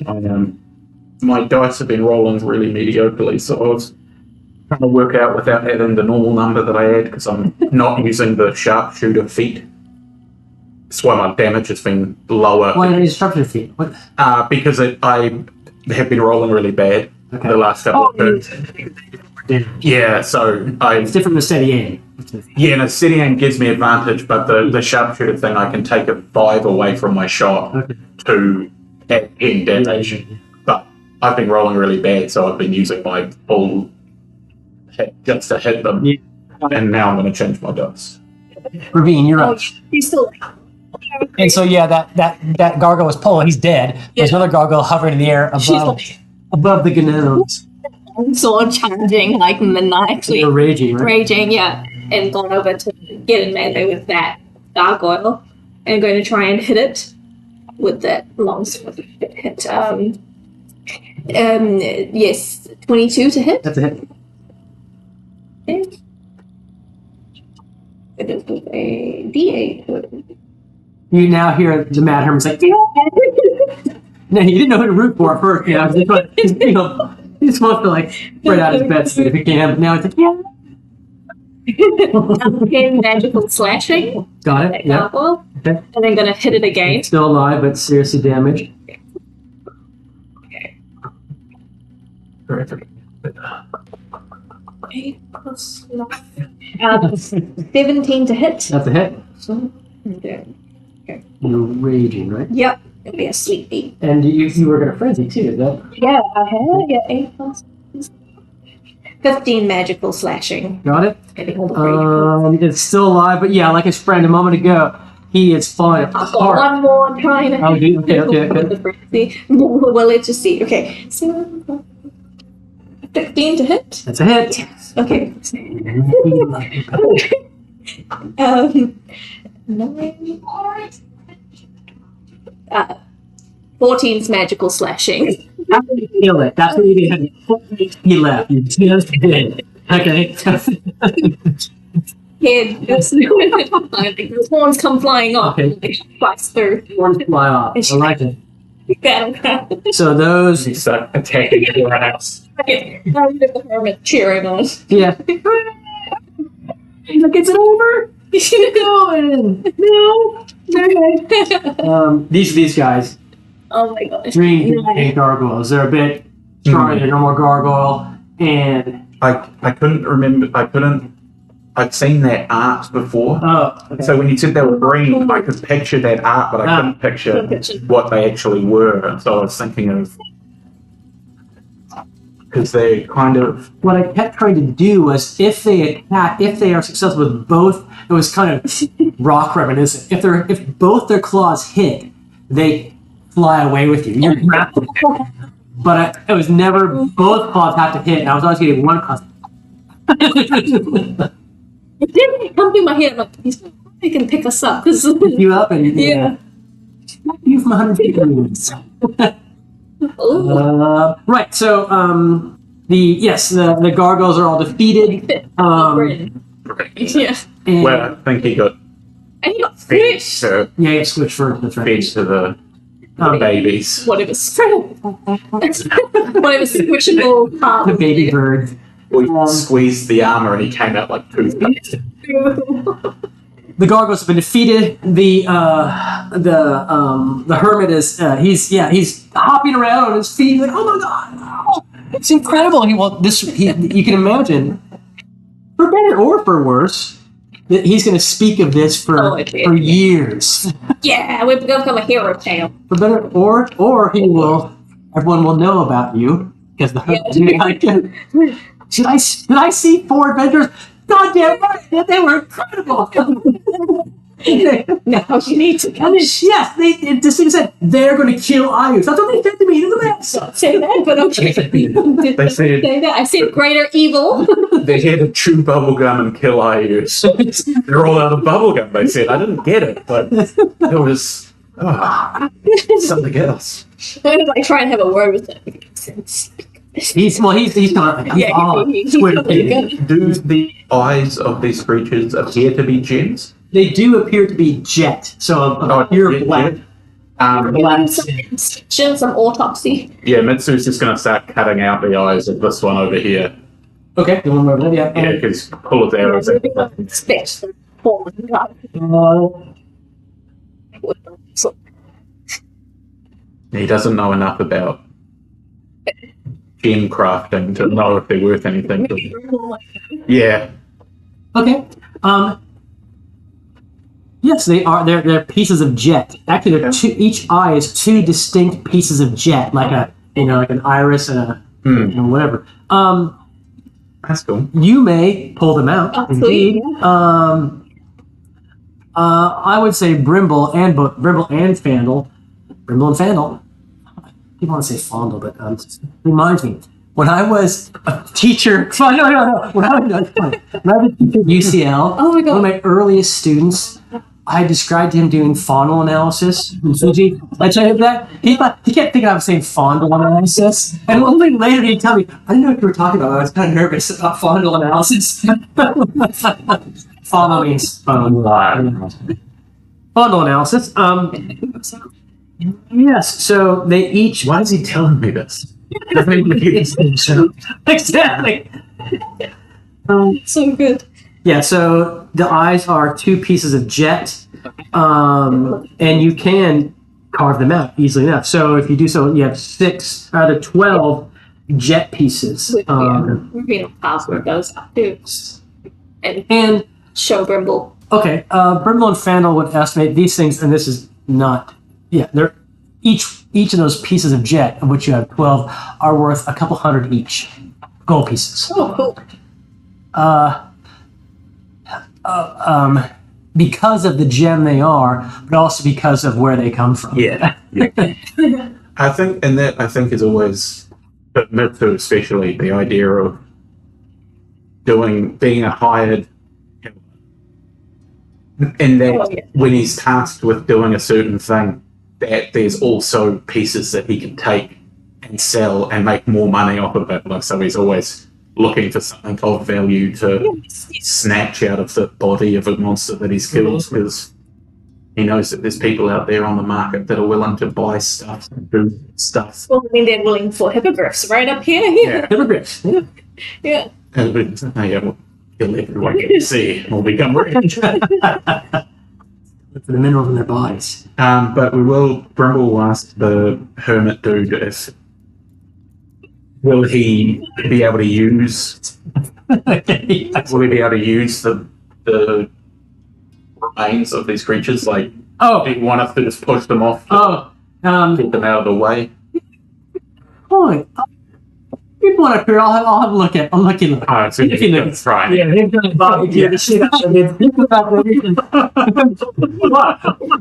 It's eating just shitting himself. Like, doesn't. Yeah, I'll take care of that. So they carve the jet eyes out of these creatures. And they are worth something. I'm just sitting on a rock because I've got these massive wounds. Yeah, Brimble will. Brimble can heal with healing. Hit you, so roll a d6 plus 4 plus your level. Could Brimble also. Yeah. Thank you. And then whatever the Full damage. Full health. Perfect. Yeah. Just on the dot. Thanks, little guy. it's only once a day, so if we get into another fight, we can't do it again. But yeah, the end of the day. So His ability or the not- ability. It's a feat that it's per short rest, but because we do the overnight short rest, it's essentially a day Yeah. effect rather than every time you take an hour's rest you get to do it again.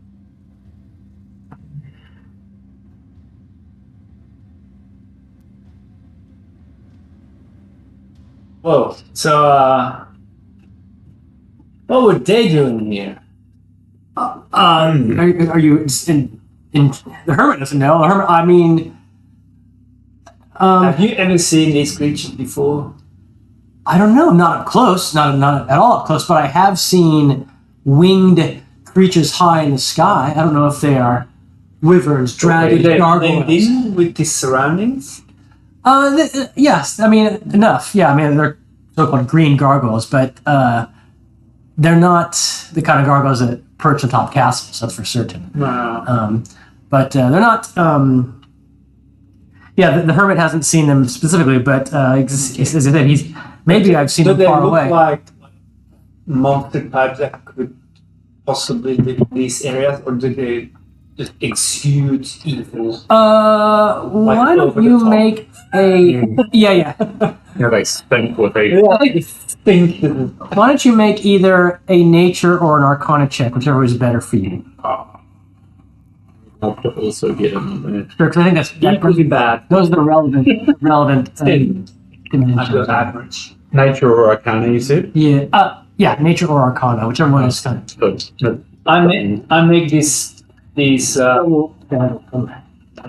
I'm thinking about these things, and then Brimble goes like, "Oh, hold on." 14 for Arhmin. Now that you're mentioning it, It's a 26 arcana for Brindle. Wow. it's only 50 better than me. Yeah. A 5 for Midsummer. Yes, Brimble thinks that these creatures are likely naturally present but rare in the northern Berry Peaks, very rare but present. And so he believes that their presence is probably better explained by the book. The evil emanating from the book perhaps All right. drew them No to problem then. drew them to Brimble. But so they're not like summoned and here, right? They naturally appear, very rare. So it's maybe too much of a coincidence that they're here and the book is here. Yeah. Because as you know, the book emanates. Does he know what type of environment that they naturally live in? More often caverns, not up and outside of the mountains. But of which there will be caverns around here. It's time we get a move on then. Yeah. If you want, that is. Is your decision to continue on to the caverns? Sure. What's the time? Yeah. What's the time of day? Late afternoon. Okay. I mean, you have a day. If you took off, you would maybe walk a while, stay overnight, and then continue to the caverns and be there by the this time the next day. You may as well put some distance in Yeah. while we can. Yeah, big smelly melody. And Yeah. Yeah. I don't want He's like, go. I mean, the gargoyle. okay, yeah, of course. They reek. They smell bad. Yeah. Exactly. Right. Okay, let's change scenes.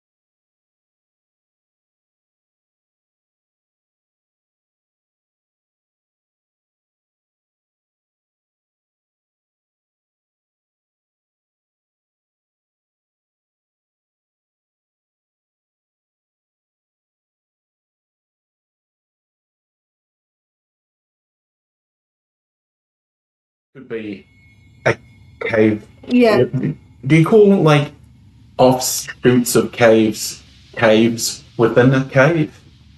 What do you mean cave? Like if you're going to say a small cave, does that Oh, you mean referring to the next differentiate from the main cave?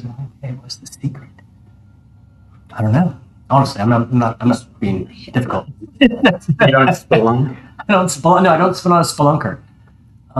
Or a Packlebecker. Small cave. What's the secret? I mean, well, in a series of caverns, there's caves. That could be referring to just a small room, a small, thing within the whole system, right? Not necessarily a distinct. We'll find out when we get there. The idea of maybe bouncing an idea of just keeping an eye out as we get closer, not to particularly slow down and investigate every problem. Sure. But Is that a small game? Is that a small game? That kind of thing. People can read it. People can read it. Oh, No? oh, what about me? I'm just gonna take a good read. Okay, so a good rest tonight. Your normal watch though, with just kind of regain Jolie. Well, I'm not going on watch. Can I use one of my healing? Because I read that spell that we always have. if you want, It's silly to do a watch. Oh, Why would you do a watch? Die. yeah, You stay inside and you can look Yes, through the it's only walls to 15 the outside. So Julie's saying like, watch is stupid. What is stupid? so you're gonna take away the one part that you helped the group with. I have meditated on it for quite a while, and this seems to be the most wisest of my choices. And I drink some more. You are the diplomat, though. Your patron saint is Rao, so you're always concerned with making sure everyone is in So consensus. that's what I'm saying. You take it or leave it. These jerks. And safety, I'm saying like, just stay inside. No reason to be outside. Sorry, this is something that remind me again. Creatures, the Leomasai hut is camouflage, but not invisible. No, it's you color it Yeah. to match. Translucent or It's opaque, Okay. opaque from the outside. And, Yeah.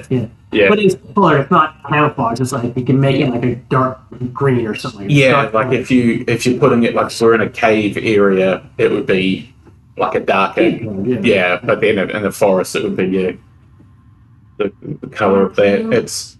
I think you pick whatever color you want, but it's one color, so it's not like a Yeah. invisibility spell. It's just that it's if you're walking with somebody that's colorblind, maybe it isn't. Depending if they're red, green, colorblind, and we're in a forest, But then you're able to, so you hear, so you do, watches or no, the night passes uneventfully. In this time of night, and maybe the next morning as you're arriving, okay guys, see you, what time are you back tonight? 8. Yeah, it's a school night. You said you're having an early dinner, Yeah. right? Back by 7:30, please. Can I go 8? 7:30, please. Because reading and how much bio. Teacher, so I will get feedback on her tomorrow. You finished the whole bio? No, I'm going to ask her for the excellence parts. There are bits that I don't understand. Okay. All right. Yeah. And your room will be fine once I go in there and look at it? Yeah, it's fine. I think. Okay. 8, and then literally If I'll you roll about Please. Let's go on. No. 8 o'clock, please. No later, all right? Don't push the 8 o'clock, all right? Thank you. Thanks, Seb. Enjoy yourself. Yeah, sure. I mean, you got Sam. Did you know of? Did you admit to? I'm pretty sure it doesn't have carrots. This can be great. Exactly. Me and my sister were having those same conversations like 2 years ago, so it's so funny. It's don't. She's only 20 now. I don't really care, but it's the Yeah. setting expectations and making them upheld. You know, Got my 8:30. Yeah. No, my mum was out like if you break any rules, it's this and that and this and that, and it just made me rebellious in a way that she wouldn't be happy with. Indeed. So, do you anything you want to discuss as you're breaking camp, Definitely that. making breakfast, eating sheep jerky and your gobstoppers? And your yogurt. Yeah. Nothing goes better with dry meat than candy. There's no sense in where Homer invents this new candy. It's called nuts and gum. Peanuts and gum. Is that like eating M&Ms and Skittles at the same time? Nuts and gum. Well, you should be wary of ambushes, right? Yeah. So Definitely. well, when we see the cave, someone should scout in ahead just to make sure we're all good. And besides that, Maybe we'll just. do we have torches? Yeah, clearly. Light sources? Yeah. You do have. I know that. Yeah. I don't know if it's on our character there, but Joy is a human, so that also it is beneficial of torches because then you can. Yeah. Your checks are not made at disadvantage when you're just using dark vision. Ravina was saying that the book's clearly attracting more evil. Yeah, I mean that's Yeah. I mean thought about it or that's your So I think the whole journey, book is we're going to be alert. Yeah. When we spot the cave up ahead, the cavern, someone scouts ahead first, then gives us the ooh signal. what's ooh. Okay. That was something.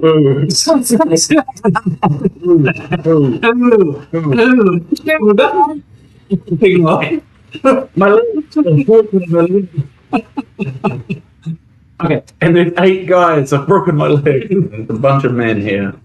Ooh! Oh, it's ended with the ooh Yeah. signal. Yes, okay. Oh, my legs. Oh, D&D version. That's fantastic. Right. Okay. So having had this discussion, such as it was, you continue on your way. Yes. While we continue, Ravina will be like, I got bitten by a gargoyle because now she's on edge after giving. Yes. She's like, do I get turned into a gargoyle? Weird. A weregoyle. Gargoyle. Yeah. But those were, yes, the kind of those are not your normal gargoyles. But again, I don't think, in thinking about even not just this game, but the history of your characters, I don't think you would have ever encountered a gargoyle. You're I associate them with urban areas, right? yeah. So I don't think, it's not the forest, etc. As you break camp and leave for the day, maybe give me a march order if you would. You can just put it on the table there. Mitsu will be in the front. Gail will be ahead of Mitsu. Oh, Gil Brimble's out. And then Ravina will probably just be. Yeah. Oh God, for little ones. Nice.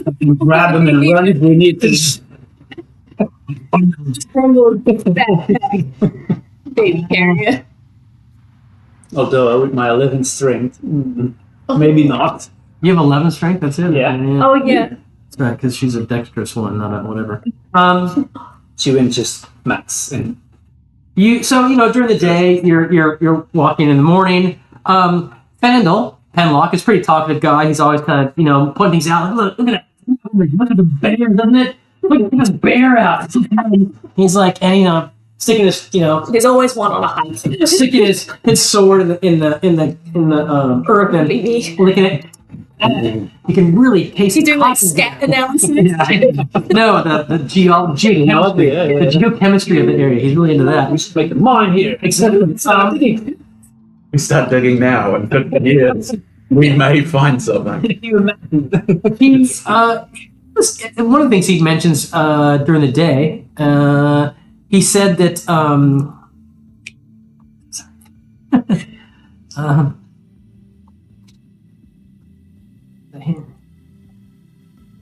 Oh, he said that he had heard in his recent travels in the last couple of weeks before he came up to the barriers that he heard that both Valuna and the Grand March, those are the countries that border Bissell to the Valuna is to the northeast slightly and Grand March is to the south in the Shellamar Valley. He heard that Valuna and the Grand March were pressuring the Margrave, that's the leader of Bissell, to declare martial law in a way to deal with this increasing threat of Ayus that some of the neighboring countries see. That you have all been a part of. You've seen the battle for Shaja, and you've been a part of you've felt the increasing presence of Ayus, but only through his minions. Mostly through his minions, and of course the battle at Shaja. But so Valuna and Grand Mark are pressuring the Margrave to take some drastic kind of military action. In other words, a martial law to stop this before it becomes a major problem like it did 10 years ago and which resulted in continent-wide warfare. So just what people under pressure need is to be enclosed into tight spaces for longer periods. Exactly. The fireballs were better that way. Yeah. By enemy, that's funny. No more patrols. Everyone goes home. Open your borders. You hear off in the distance down one of the canyons that you're approaching. You hear this huge rumble. What you believe is to be some major geological event, or some landslide. Heard a Fandle. Off in the distance. In the way we're going? Yes, on the approach to the cavern. Because remember, at this point, you've been down this path before. To be familiar with it. So you're familiar with it. You're half a day from the cavern entrance, and you've just heard something that sounds like a landslide ahead. Yeah. I'm going to turn a Fandle and be like... He sticks his sword in the ground. Exactly. Licking his finger. And he, there's a landslide. A landslide has occurred. I bet my grandmother's dowry on it. No need for that, but okay. There's a landslide ahead. We should be careful. I wonder what triggered it too. It doesn't seem natural. We'll see. It does occur. So, a couple hours later, you come to the point of indeed a landslide. And before you get there, there's still dust, in the air from this massive landslide. And it covers the trail, and the path. So it has come down from this canyon across the trail, so blocking your path to the cavern entrance. Right. As you kind of Fandle this is his bread and butter. He's looking at it. He's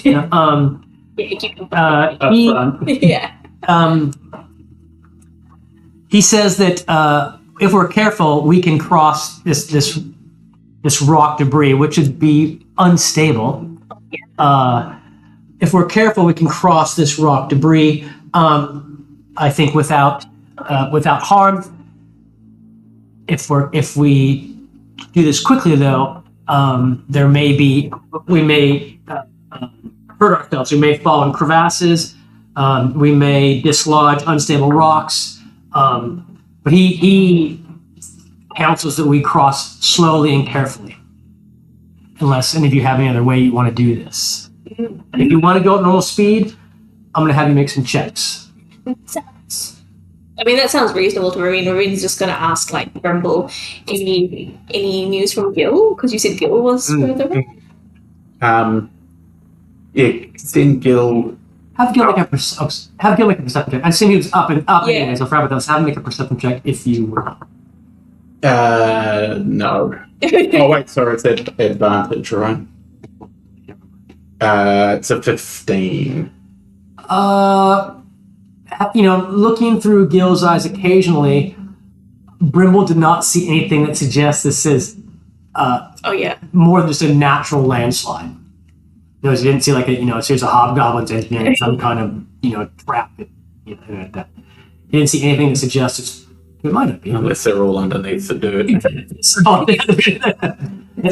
appears from what Gil has seen to be a natural occurrence. Okay. Marine's happy to follow Fandle's lead if he thinks we should. Yeah, I think he leads us. Maybe. Speed. Vandal says, I can guide us through this rock slide, and it'll be to our advantage. And we will be slowed, but we'll be safe. What's he like when he says he can guide us? How is he going to guide us? Just where to, follow. He's going to go in the lead and follow my trail, basically. Okay. Is what he means by that. Don't go off on your own. I mean, just follow. We'll single file. 10 feet or so between us, about 15, and I'll take the lead. And occasionally I might have to say step where I step, but just follow my lead roughly, unless I give you more specific directions. Doing so will take us the rest of the day to cross this rock slide, and then if we push on, we'll be at the caverns by nightfall. The cavern entrance, rather. Okay. We move slowly. Or you go at normal speed and get there by mid-afternoon, but it'll be more dangerous to cross this rock slide at normal speed. Yeah, no, I mean, I'm light-footed and probably rather step delicately. Yeah. The barrel of wine will sustain us much longer if we drink slowly. It was very profound. Well, the player who created me gave me 16 wisdom, so I'm doing some wise choices. some wisdom in the air.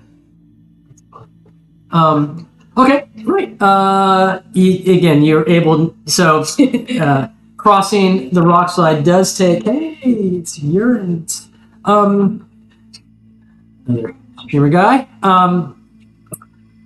It does take a good time. The time at instances the going is slow and painful because it's slow.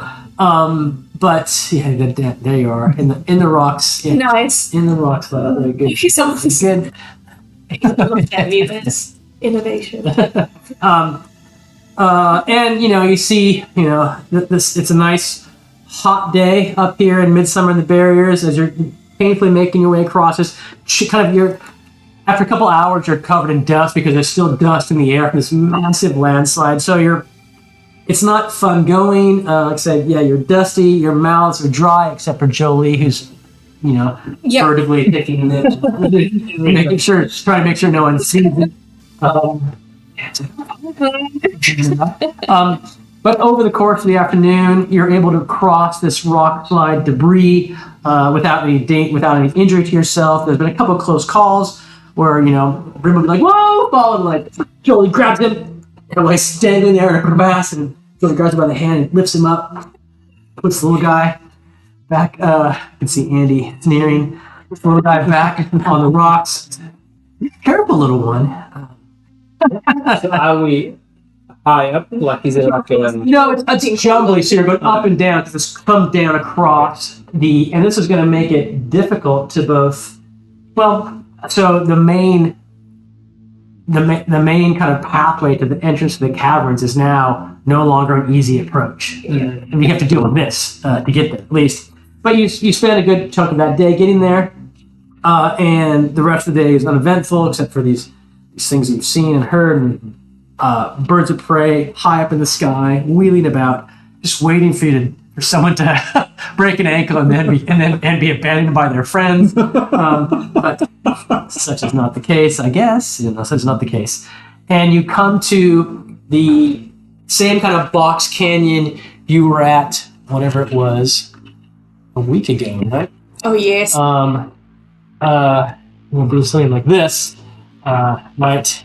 Yeah. This being the entrance, and so you guys being there, approaching the entrance to the caverns. Bean's like, okay. And let me give myself a refreshing beverage, and then I'll describe to you again what you see. You're allowed. Thank you. At that, though, I'll actually even go to the loo. How's that? Well, don't sure. Are you going to go get a refreshing beverage, or are you making a refreshing beverage? Here's this.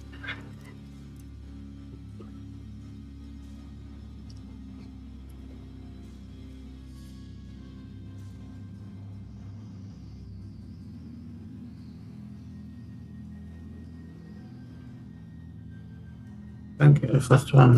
There's some vampire in the looking the wrong way. isn't there? Yeah. The vampire, like, daughter of Igwilif? Igwilif, yeah. Igwilif? Yeah, Igwilif. Some vampire. Igwilif. Some vampire characters in there. And I know I say it wrong because it's too similar to a crazy fire witch from a video game that I like. Crazy fire witch. And so yeah. Bad. Yeah, so it's I'm like, oh yes, there's a vampire in here, so somewhere. It is written strangely because it's I and then Yeah, and GG and then W-L-E, yeah. And it's in the game it's Igwilif. Igwilif. Okay, oh, the witch. Yeah. So that's why. It's big, actually. Yeah, it's standard. Yeah, I was trying to say it right. You know. But I was like, oh, there's a It's vampire more, in here. Look at little tiny pronunciation differences. The nose and the Yeah, that's right. Larry Guerra's got a really pronounced lisp, so it kind of sounds like Igwilif. Igwilif. Oh, we did it before. It's Brimblay. Brimblay? it probably needs a Scandinavian. Yeah, Absolutely. Yeah. it's cool. So Anna, tell us how to say it.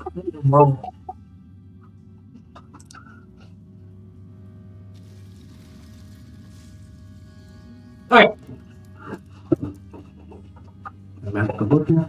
As we get into the open area that we were at last time, are the bodies still there?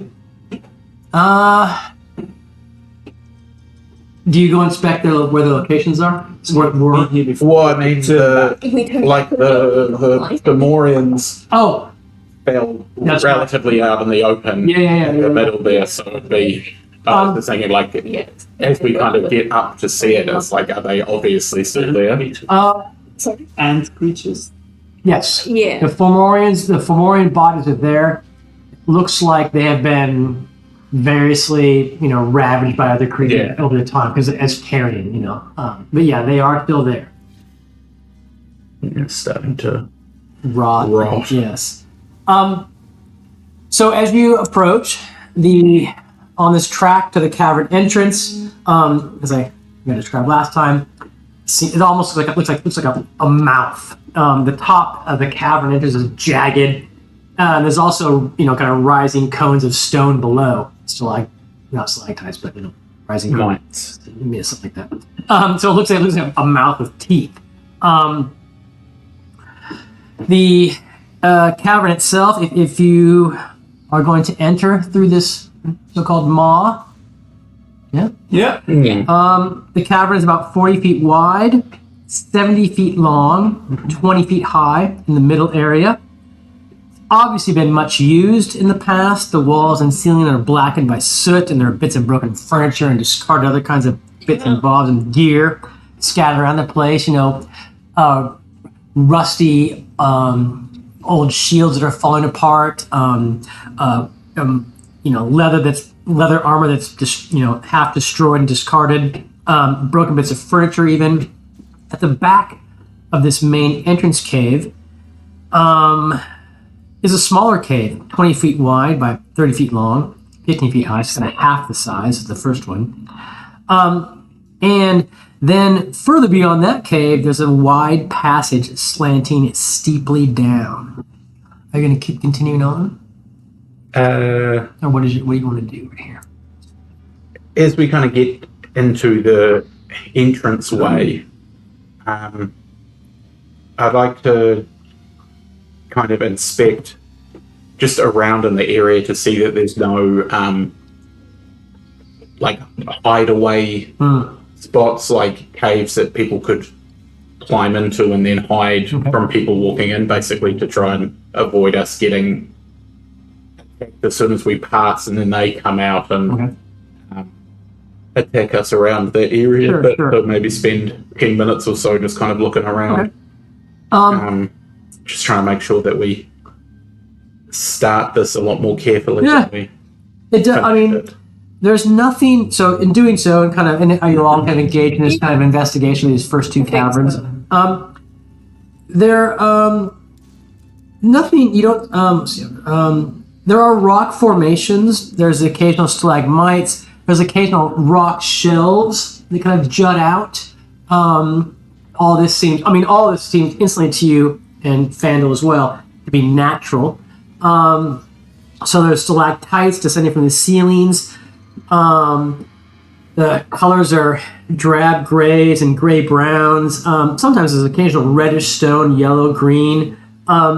Some parts of the wall have kind of sparkling mica in them, or deep black onyx. On the kind of there's shelves and ledges on the wall, some with lichen on them and a fungus that glows this kind of what? Werewolf. That grows this kind of there's this kind of pale gray luminescence coming from the lichen and fungi.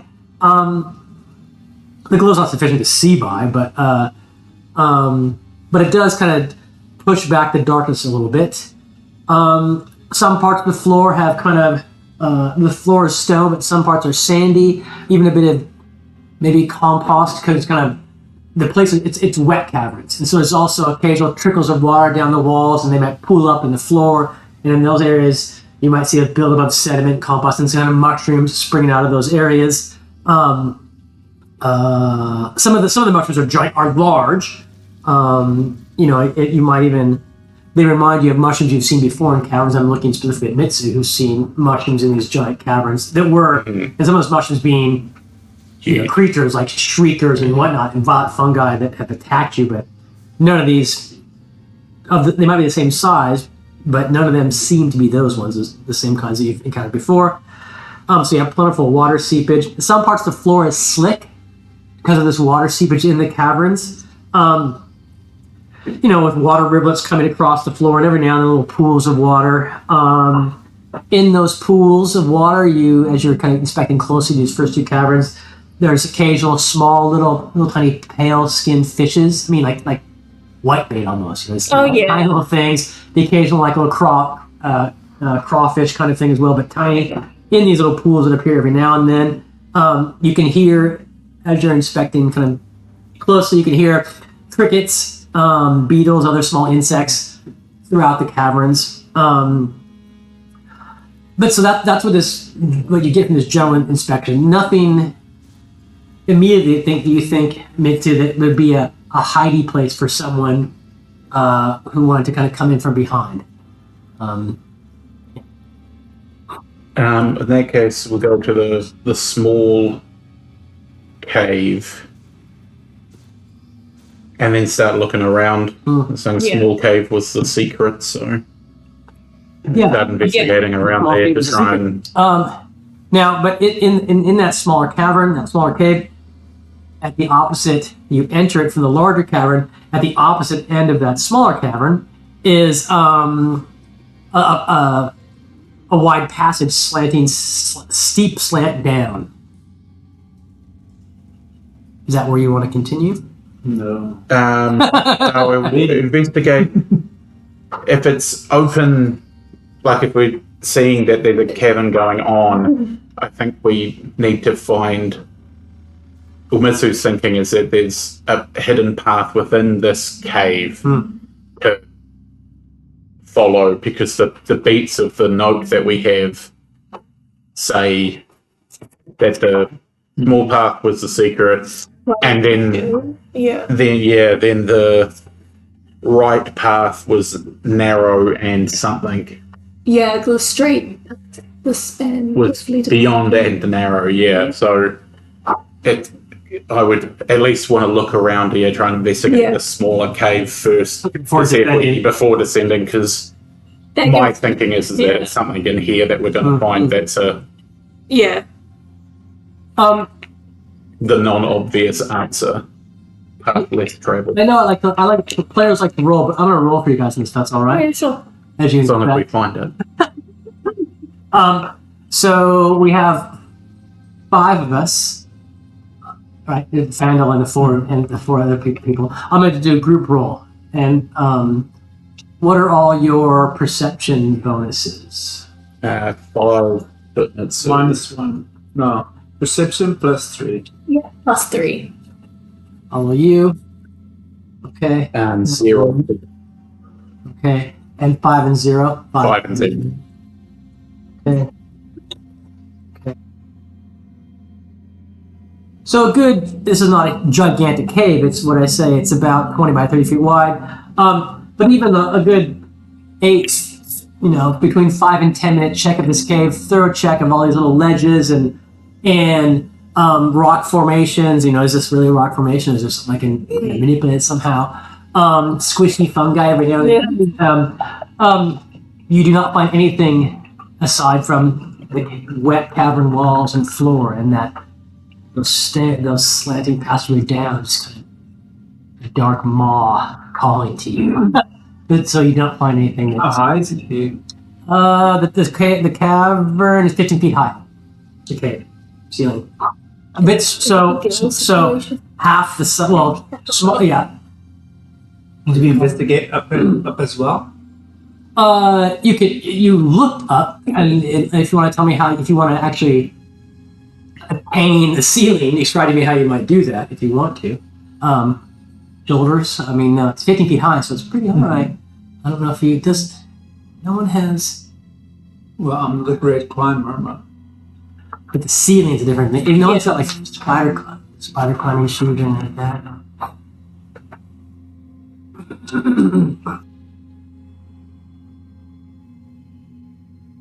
I've got hooks and rope with which to climb if we can get a grapple hook into some. So we are in a small cave, right? Yeah, it's 20 by 30 feet, 15 feet high. And So one cave back from the main entrance cave, which was larger and had lots of signs of people hanging out. All kinds of years of detritus of people hanging out in that cave. Broken furniture said wood, pot, no other pieces of wood. side passages. This is only The small cavern. Yeah, the second one in.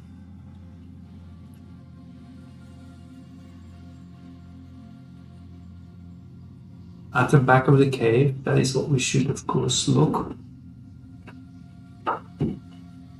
There's also a note obtained by a guy who's insane, so it's not like we could even trust it as anything. Being a note of this cave. Yeah. And you. Like, if it's immediately wrong. One other we think thing we that studied it. I was about to say, Crazy Steve, that the Mad Hermit mentioned is that, and forgive me if I failed. So there's multiple levels of these caverns. They're not just one. So you could expect to go up and down as well. Maybe this is the down, but I just wanted to. I wasn't clear in saying that. Yeah. No, I didn't realize. There's multiple levels to these caverns. And if metagamingly, We didn't find it. Let's go. metagamingly, this module was written by Gary Gygax in the 70s, and he also wrote, I think he wrote Human Lizard King. No, he did not actually. But those modules are often, those early adventures were often kind of like, they were multi-level, and it was literally the deeper you got, the harder it got, and the more weird it got. And there are puzzles and traps and all kinds of stuff. So that was a standard kind of style. I thought that metagamingly. Yeah. All right. Let's move down. I'm wary of small caves. Always check the front of caves. It was then, start moving to this narrow downwards pass and send Gil to zip down ahead of us. Until it gets to something, unless it gets into a narrow spot, Gil will go down the open area, and basically Brimble will look through until it gets to a point where we'll have to catch up and then move on again from there. So Gil's hopping down, and you're following some distance behind him. And Gil hops down, hop, fly. 3 feet or so, and there's actually stairs. As you can even see, if you're at the top of that passage looking down, you can see in the distance it's rough hewn stairs are cut out of the rock after a little ways. And that tunnel leads, and you remember, sorry, the entrance to the caverns is beneath this massive mountain, the Horn of Igwils, right? Igwils. And so you feel this caverns is going like this, the passageway is just going down into the heart of this mountain because you're right beneath the spire of this massive mountain. That sounds about right. Sounds about the stairs are not made for normal people. Each stair step is a foot tall.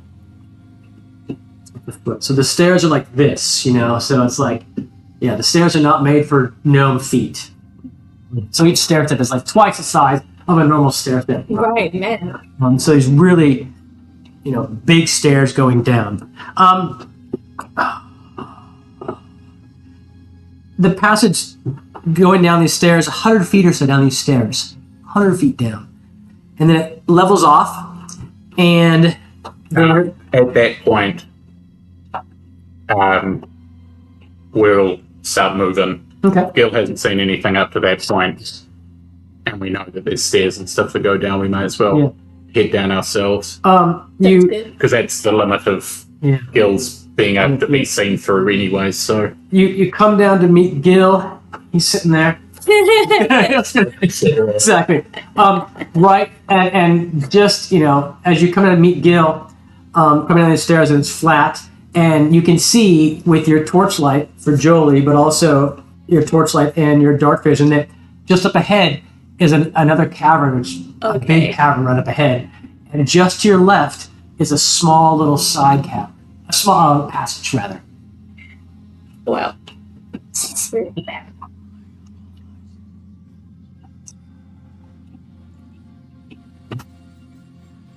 I feel like this reminds me of the Simpsons episode, the Halloween special, where Bart and Lisa trigger the mansion and it becomes a ramp and they slide down into Mr. Burns.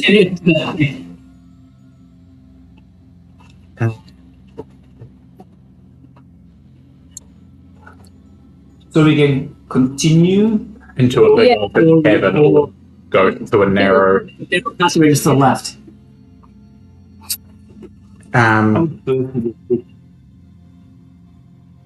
The big cavern is sort of level, or is that like Level. somewhere? No, level. The passageway is coming to the bottom of the stairs, and you can see another 30 feet, and it opens up into a big cavern. How? Okay, Light-headed. ish. 50 by 60. Okay. Vandal chap. Can you check this? Vandal, yes. Can you check this Wrangler? What is it? narrow passage here? Is that natural, or has it been dug out, or maybe opened up more than? He like. Based on the geologist. Yeah, I was gonna say it's Gil. Ethan does that. I can see him in Samoa going. Licking the stone. Strangely, all of the, aside from the steps carved into the floor that all of these caverns are natural. None of these caverns are made by, humanly crafts. Yeah, they have not. These are all natural caverns and passages. It does look natural. I'm thinking maybe it was like a smaller hole and maybe someone opened it up more. I do not think so. Okay. What does it smell like? Damp. And But is that on the open cave I'm sorry, as well as what smell I should have asked? the narrow one and the open? Like if I were to go to the open one and get a sniff of like a big open area. Would you, Mitsu, as you snuff it? Sniffing of the nauseous bit. Yeah, 18. It's gonna be nature. Oh, nature. It's less than that. It's not by much. 17. Nature. The small passage. You would say you smell guano, so to speak. Not guano as in bat shit, but you smell shit. Okay. Human. No. Dog. You don't know. Elf. Yeah, you don't Has know. a shitty smell. As a shitty smell. Literally. Okay, so- In that narrow passage. Coming out of the narrow passage. And then the open air one. Cave smell. What is that? Yeah, exactly. No, just damp and fungus. Yeah. I'm more inclined to go in the one that doesn't smell like shit. If we're gonna pick a cave, I choose the path less shitted. Shitty. But That's good. I mean, yeah.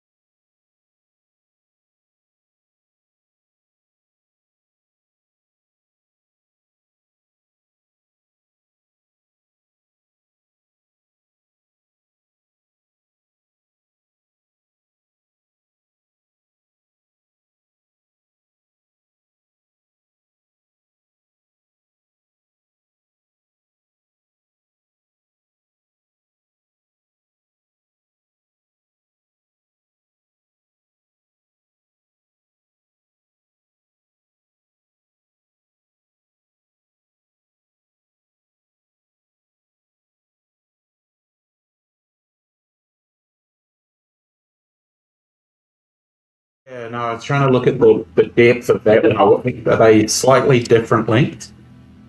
Because it's now. No, but they might be like this. They might be kind of warped in the middle, kind of raised up, and so that decreases. solid. See, that decreases. Might be something like that. No.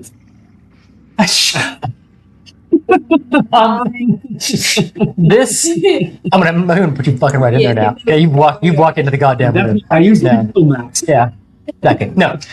So that's the main cavern, and the side passage is right back here. So you come down this, entering that cavern there.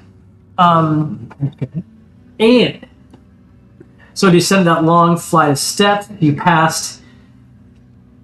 We'll say you're going north. You ignored that little passageway to your left, and for you to enter this area. And you're, and as you enter, your light of the torch glints off something on the far wall.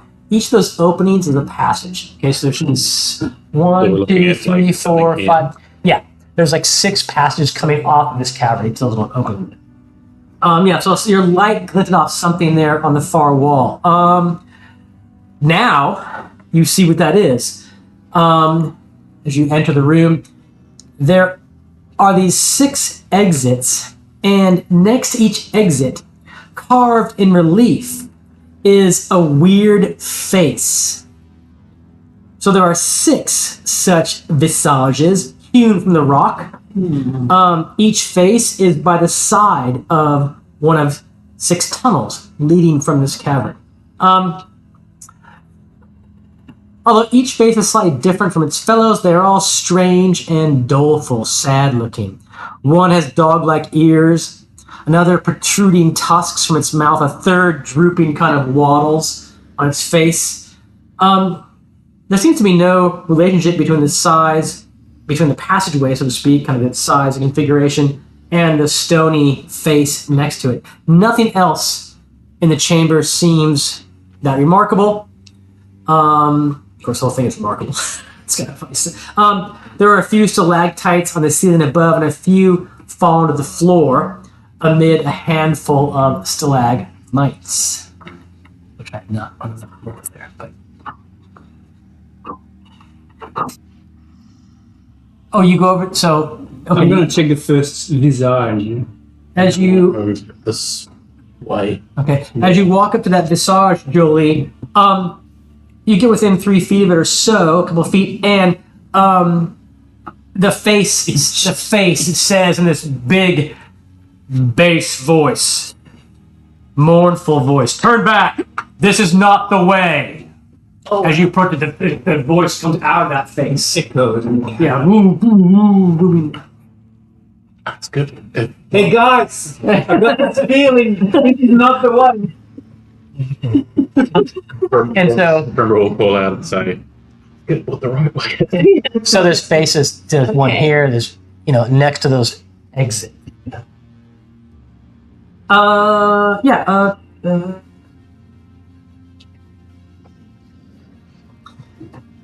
That is pretty weird. I'll go to the next one. Probably over here. As you approach, turn back! It says, Jump again. "This is not the way." Can you make a perception check, please, Jolie? Oh, here comes Loki. Yeah. Do I go grab Conan? No. Fine. I mean, It's like, Mom. he's not gonna run out. He'll just sit there and wait. And it looks like he's getting hit by the ground. I'll quickly go. Let me do the game. Waggle, waggle. We're gonna watch her struggle. Mommy. That's the wagging. Yeah. Yay! Which is the right intro? What is like they all saying go back? They probably all will. Yeah.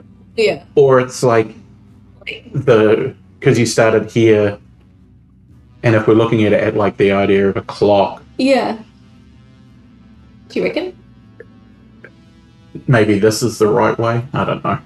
Mitsu's close to it. I'm close to it, but I'll wait to see what you're doing first, because Do you want to shoot an arrow at the face? I don't know. nah, I had to waste an arrow. And Yeah. I just wasted Jolie. Yes. Running into those. If you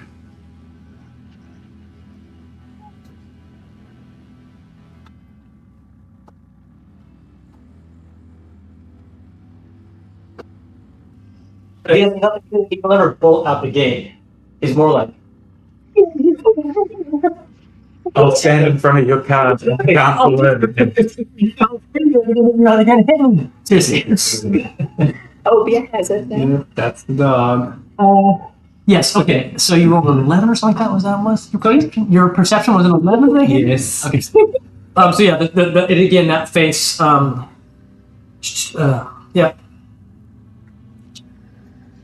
I'll look at the others, what they're doing. And what do you guys? Yeah. So you, Mitsu, you wandered over there.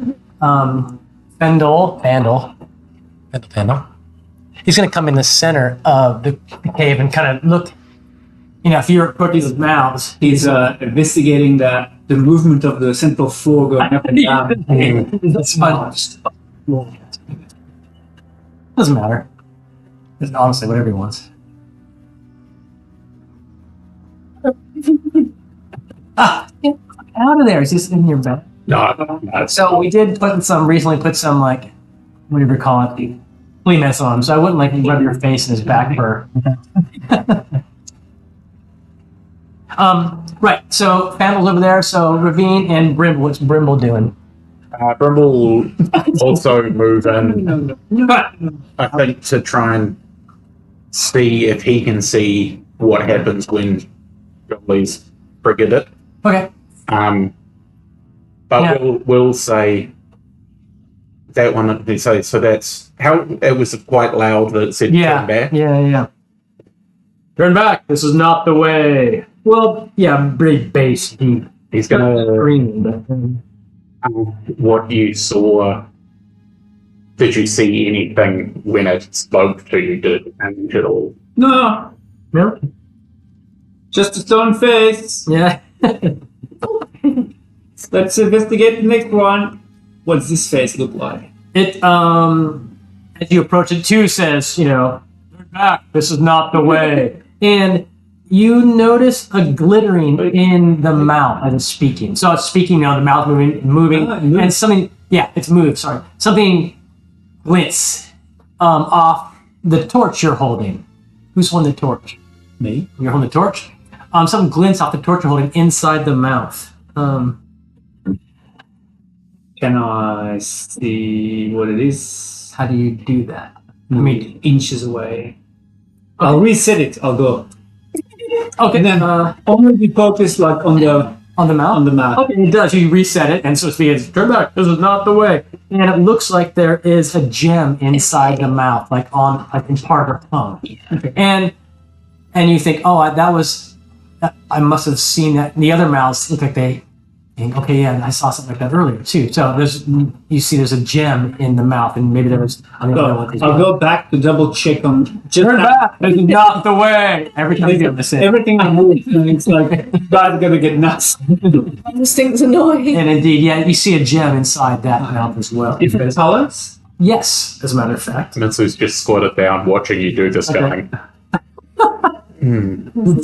Brimble, as you went up and shone the light in it, and Brimble saw that, he's gonna see if he can, Don't take it. like, he wants to kind of see if he can, like, if there's a way he can get it to keep its mouth open. Does it close its mouth and the gem disappear from view when it's done talking? Yes, So they're different colors. Look, this one is. they are different colors. Thank you.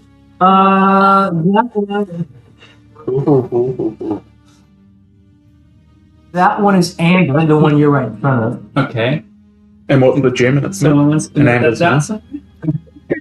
mouth? Yes, the gem is amber. Yes, The amber, and then the second one. amethyst. It's purple.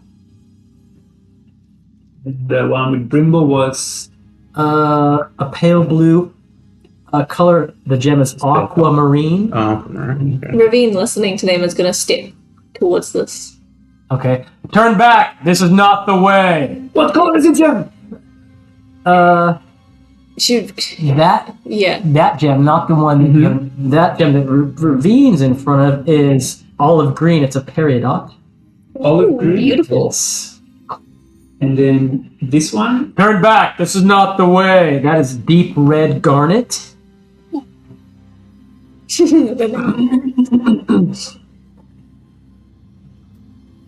And then. And Mitsu, before he steps up to it, he's just going to say, "What way is the right way?" Oh, I'm sorry. Where are you? Right there. I'm at the sixth one, but I'm not close. I'm not as close as they've got. Okay. I just want to. You're just going to say, You say what way is the right way? "Yeah, what's the right?" There's no response to that. Fair enough. And then he'll step up to that one. As you step forward, the gem you see is a dark pink or a tourmaline inside that one, and that mouth it says as you step forward, it says, "I watch the only way." I watch the only way. All the rest said, It's not "Turn good. back. This is not the way." That visage And- said, "I watch the only way." Is the face here? Yeah. And it's looking that way? Yeah. I watch the only. It is looking out, but it is next to this passage. The only. Because he can't watch if he's not facing in the direction of that tunnel. Watching, like guarding. Yeah, well, that too. That's I immediately jump to it's a trick. It'll be that one. Yeah.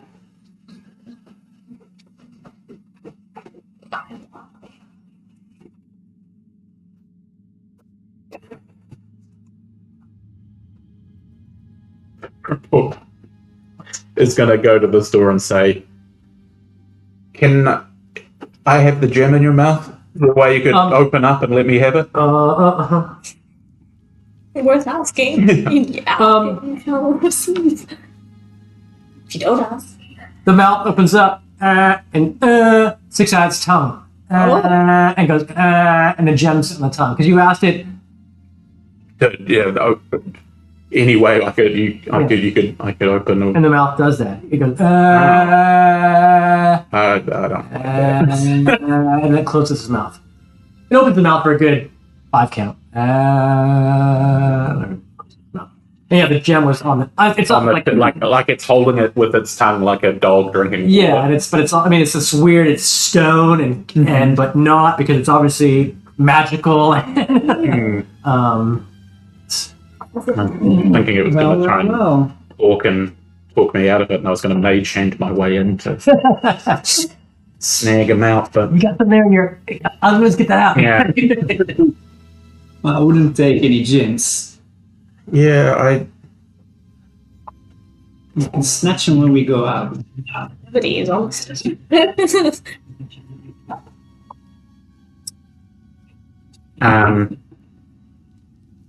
I watch the only way.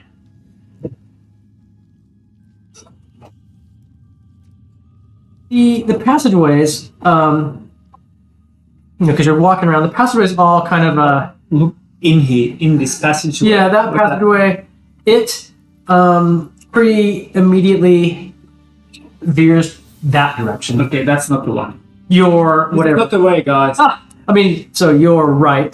The passageway ravine you're in front of, it veers that way. So to ravine left. Like that. Yeah. We're thinking. Mitsu.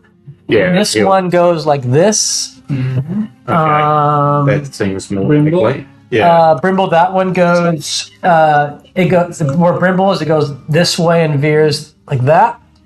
And where Joy's looking down, that passageway goes straight down, out straight until the torchlight. It disappears in torchlight. Although you think there's a left-hand passageway branching off from it, some maybe 25, 30 feet away, Okay, the last one? Yeah. going straight until torchlight disappears. So, I mean, if we take them at the word, Why wouldn't you?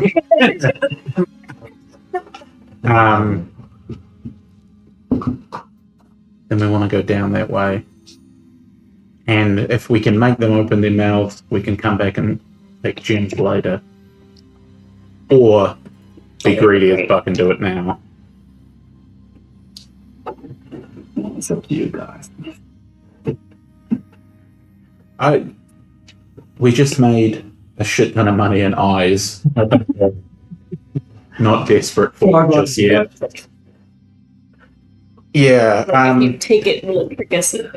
yeah, and that's also the thing. Only also by peaceful looting. Small loot, yeah. Yeah. You're here for a bigger picture. Very big. Yeah, I think, yeah, I guess it's that way. We should just go down that way. Yeah. Which way? Good. Yeah, I think it's either these or that.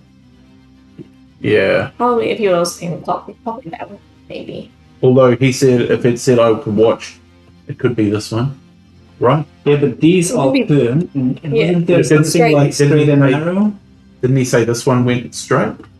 It goes like this. The right? What? Oh, it's smooth Yeah. around. Yeah. And this one goes straight, Straight. and that one kind of goes. Immediately that way. Okay. So only these two go straight, and then you lose the light. Which means it goes straight. It's good. As far as you know.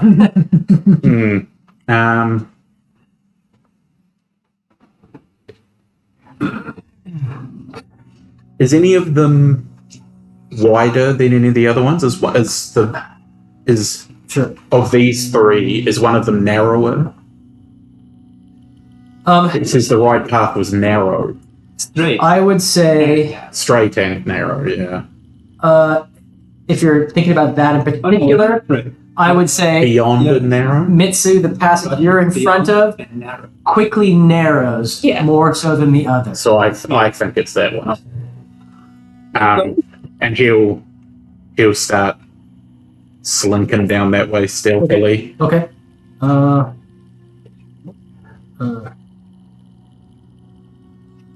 He's also going to say, thanks. Oh. No problem. How'd that feel back? I was going to say, too, they see you go to respond and then read in the book, but doesn't say anything else. Then you hear the snicker and you think the No fucking whackers, mate. See, so Mitsu, we are going to move to old school whiteboard marker on whatever. That Marker.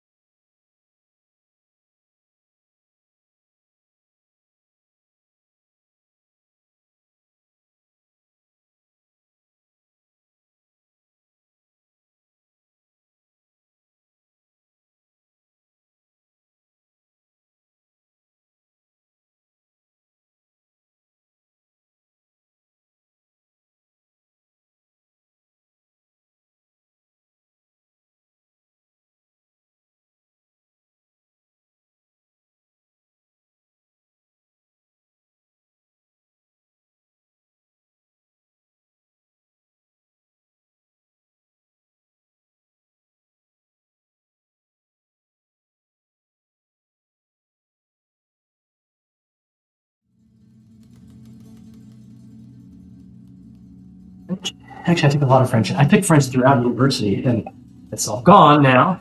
But I did get to the. I got to the point where I would dream in French, and of course, when you dream in French, you smell nice man perfectly. It's okay. While I smoke my cigar. So the Olympics would have been this for you. That level, but that was You want to swim with nothing. that was 20 years ago. Everything remains is come see, come stop. That's it. That's about it. Anyway, so let's see. So turning that corner, just Mitsu, narrow passageway, then expands and it goes. How far is your dark? Oh, so you're using dark right now. 90 feet. Yeah.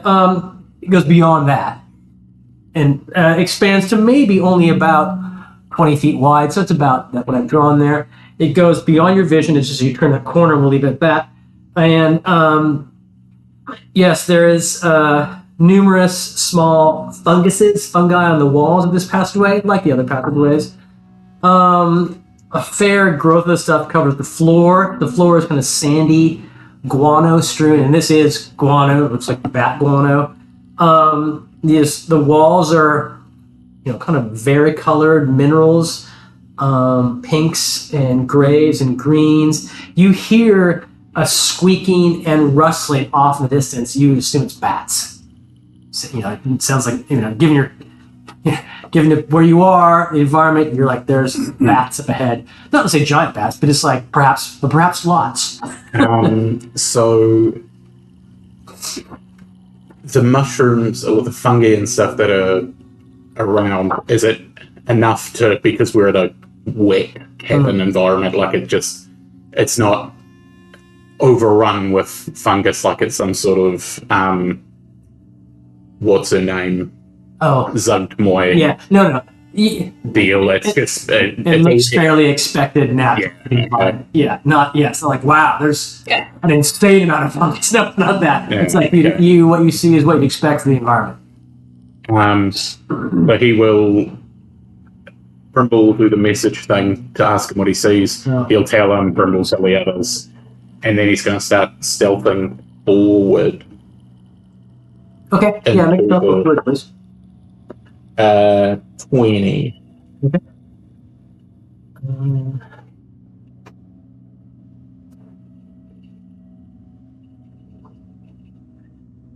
We'll just make you go down another, like, 30 feet, 35 feet or so, something like that, right? Yeah, I've got 35 feet of movement, so I guess I'll go with that. Okay. Exactly. Are the others, are they kind of going to turn the corner, therefore, and kind of follow? And Well, did you to say, like... Yeah, I would have just said I'm going to move forward. Like I said, this is what it looks like. I'm going to go forward. Where the rest Okay, of I'm them? gonna. That's... Well, if... Are you human? I'm not. But Okay. I can see. Yeah, Bill, you carry a torch. You go on first. Yeah. I'll stay at the back. And then Well, then no. Brimble and Brimble and Famble? Handle? Handle Brimble? will go... Rumble and Tandle. Exactly. Yeah, Ravine will follow on a little bit. They're already big friends, according to Tandle. Yeah. Lifelong mate. Really? Brimble's constantly, like, taking a couple of steps, like putting his arm around it. These. As the further you go down the passage, Mitsu, the more you hear, bats. And you can see, as you look up in the cavern, which is about 20 feet high or so, you can see, some bats hanging from the ceiling, normal bats hanging from the ceiling. As your eyes kind of go down, it gets the bat colony gets denser and denser. So you suspect maybe another. Well, whatever. It's just you're on the outskirts of this massive colony of bats hanging from the ceiling of this place. Given what you know, and you've lived in a forest most of your life where there are bats, and probably caves in the dim forest which contain bats. So you would recognize that if these bats are disturbed, it's not going to kill you all, but it could be you could be blinded and just a bat swarm of thousands of bats could occur. Yeah. I'll step to the entrance and call out how to do it. Just kidding. What's up? Clang pots and pans together. Oh, clean some pots. Exactly. Scare away. It's just vibing. Right. What would you like to do? Get the nets for the dancing. Exactly. You open the front end. Let's see what you'd like to do. He will... And this path kind of keeps just going and going. Where you are now,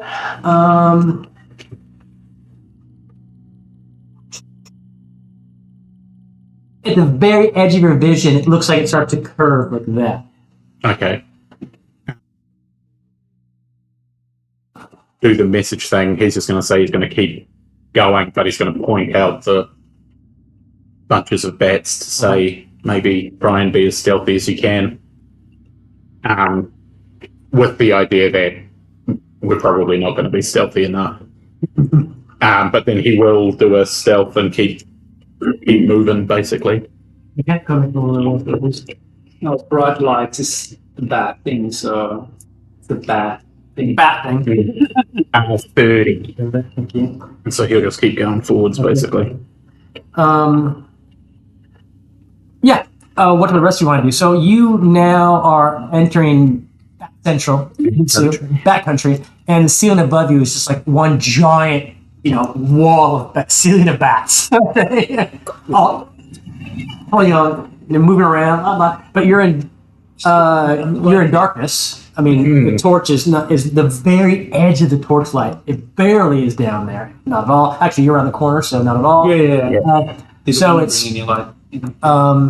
Yeah. The dim light would go to about there. Yeah. If he was there. Yeah. So Am I fine if I stay in that corner giving you dim light?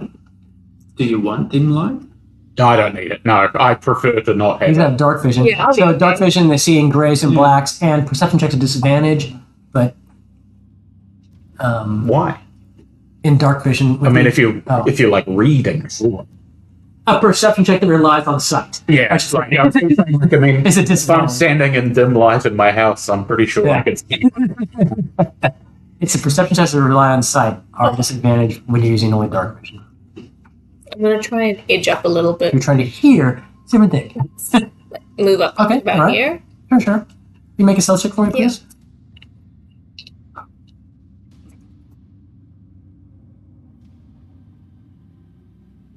$13. That's fine. Yeah. Thank you.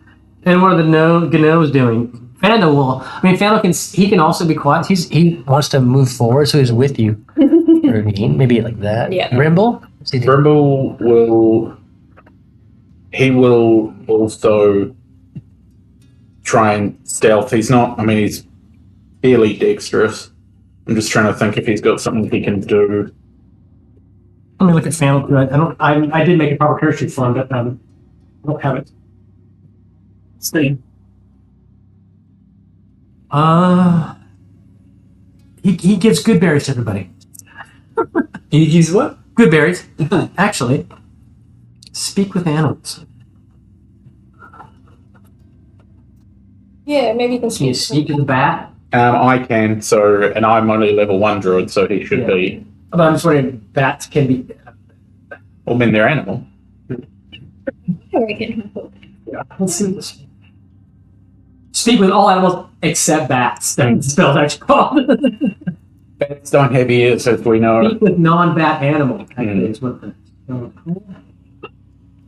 You get the ability to comprehend and verbally communicate with beasts for the duration. Beasts. The knowledge of awareness of many beasts is limited by their intelligence, but a minimum beasts can give you information about new locations and monsters, blah, blah, blah. And able to the beasts form a small favor for you. Between bats and beasts. And the small favor is to chill the fuck out. Yeah, but now it's tiny beast and bat beast. Right. So, I mean, they are different, though. Everything else, I mean, they have wings and eyes and whatever. legs. 700 miles.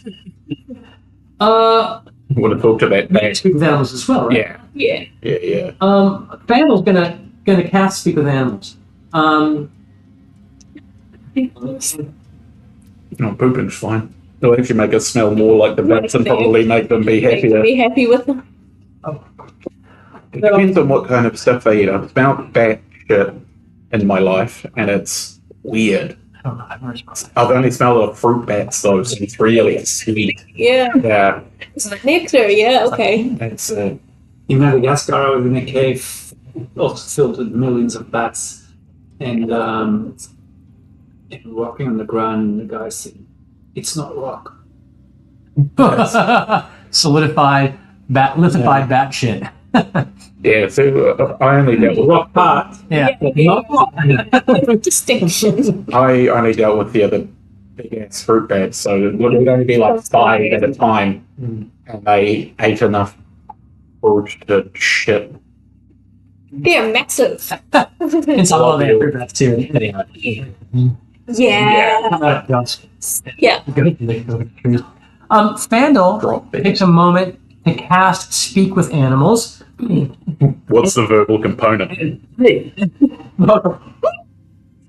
So you hear Fandel in this high-pitched squeaking noises, and he is telling asking the bats to, everything's okay, be calm, we're passing beneath you, we bring you no harm. He even takes out some an old pear he has,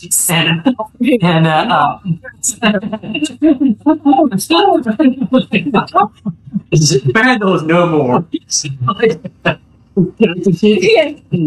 he holds out the pear and then comes back and he's just throwing like it's nothing. Yeah. No, so Vandal puts a pear on the ground as it says, let them. It's just one pear for all these hundreds of pears.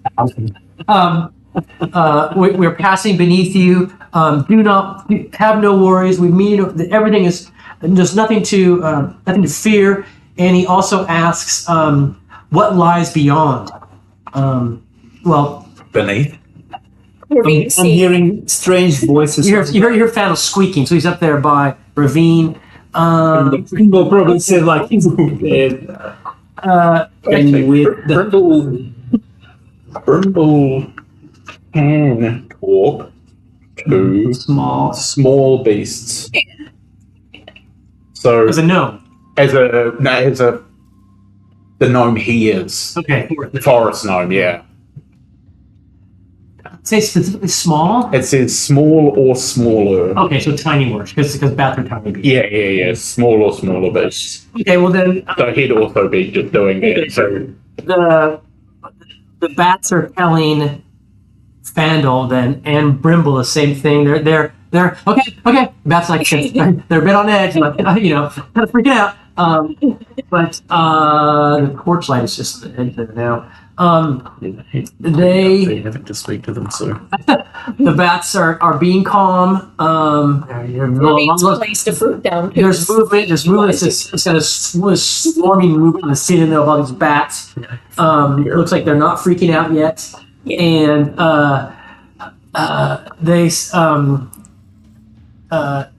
they say there's water and beasts beyond. Okay. Because Fandle's asking what lies beyond you, and they say there's water and beasts. Brimble asked how big are they? The water's big. Small. The water's big. The water's big. The Yeah. beasts are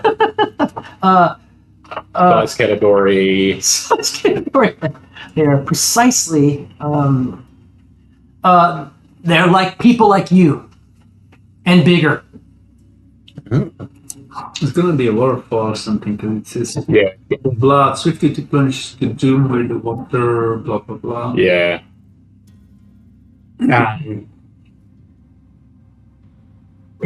Just to really belay the point, people like me or people like them, and pointing at the rest of the party because they're small. Oh, the bats can't size like you people. Oh yeah, that would make sense. The group So of you. between small and medium. Yeah. Yeah. So dwarves. Exactly. While they are A screeching, dwarf with a gnome on his shoulders. Okay. while they're screeching, I stealthily, just to make like least amount of noise, Mhm. I come closer and closer, but like with a step, and then I wait, Okay. and then I step. How do you make a stealth roll at advantage? And then help. I mean, maybe your boots, right? And also, they're a bit placated by they're being spoken to by these creatures, and so Nice. yeah. So that's fine. You're able to step close. Maybe you're holding your torch down low. Yes, not That really disturbing. helped. Okay. The light's further away. Yeah. Right. So you're moving forward. 5 feet. Yeah. But the bats are somewhat because they're speaking, with two of you, or yeah, not you, Mitsu, just Brim No. and Fandle. They're speaking to you guys. Yeah. I was already in there. I didn't want to cast the spell while I was in there. Yeah. Just light. I can speak to them. I'd like to ready in action to cast Fireball just before it's my turn. So Fireball. Oh, it's my turn. Fireball. So you kind of turn the corner a bit, just he'll just be- on, and Keeping the passageway. It does turn the corner towards you in that direction, Oh, yeah. and goes for beyond your distance that you can see. Just Um, And am I still seeing bats above yeah, me? you are. You would guess there's thousands. Yeah. What would the rest of you like to do at this point? I mean, kind of continue to walk slowly and carefully beneath the bats. A bit more now that they know, but still being cautious. Yeah, Grimble's playing the recording he's made of him talking bat to say, Funny. We come in peace. we go in peace. Like when you listen to whale songs at night, remember that? Yeah. Exactly.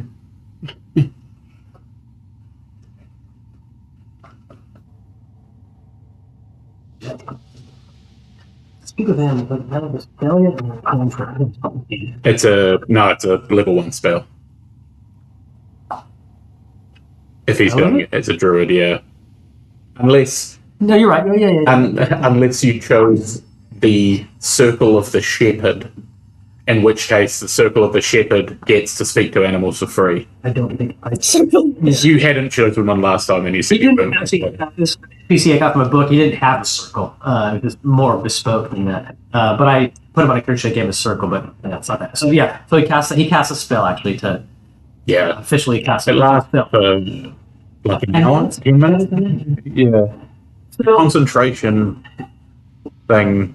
I've got it. But Vandal's suggesting in consultation with Brimble that we should proceed. And we're, the bats are mollified enough, and let's just continue walking down this passageway before my ability to speak with them disappears. Yeah, he's fine with that. That seems reasonable. The rest of you are going to follow along. Okay, so down this corridor, this natural passage, I say corridor, but it's really a natural passage. All again, Vandal is still kind of, well, I guess I should say, the passageways and the caverns are not hewn by any craft of men, but they're also not natural because how this would appear. So they're magical to some degree, from time immemorial. They're not recently built by any kind of person, humanoid. They are beyond time. So you go down the passageway, make that turn, this big wide passageway, and it continues. Mitsu is some 50 feet ahead of you down the passageway, and Mitsu, you come up to before you can see the passageway continues. It is wide, 15, sometimes 20 feet. You, on your left, there's an open in the passage which leads another passage, which has like an S curve, so you can't see that far down it. To your left, and the passage where you're walking down to your front, it continues beyond, in your vision. At the end of your vision, it continues. There's a passageway on your left. You can't be down because it's S curves, and the passageway, the straight one, continues.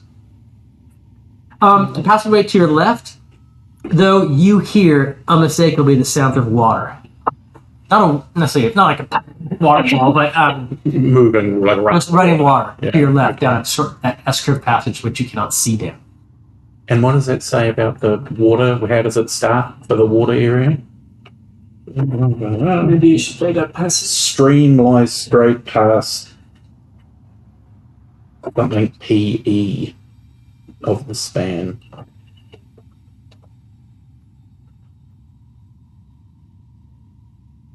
Stream lies straight past.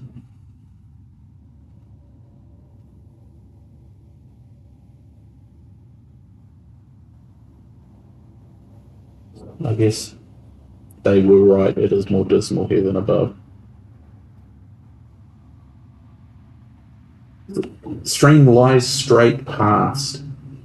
Maybe.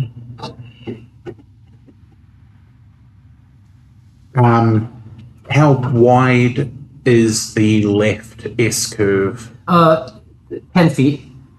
So it's definitely more narrow. Yes. Yeah. Mitsu will wait for everyone to catch up.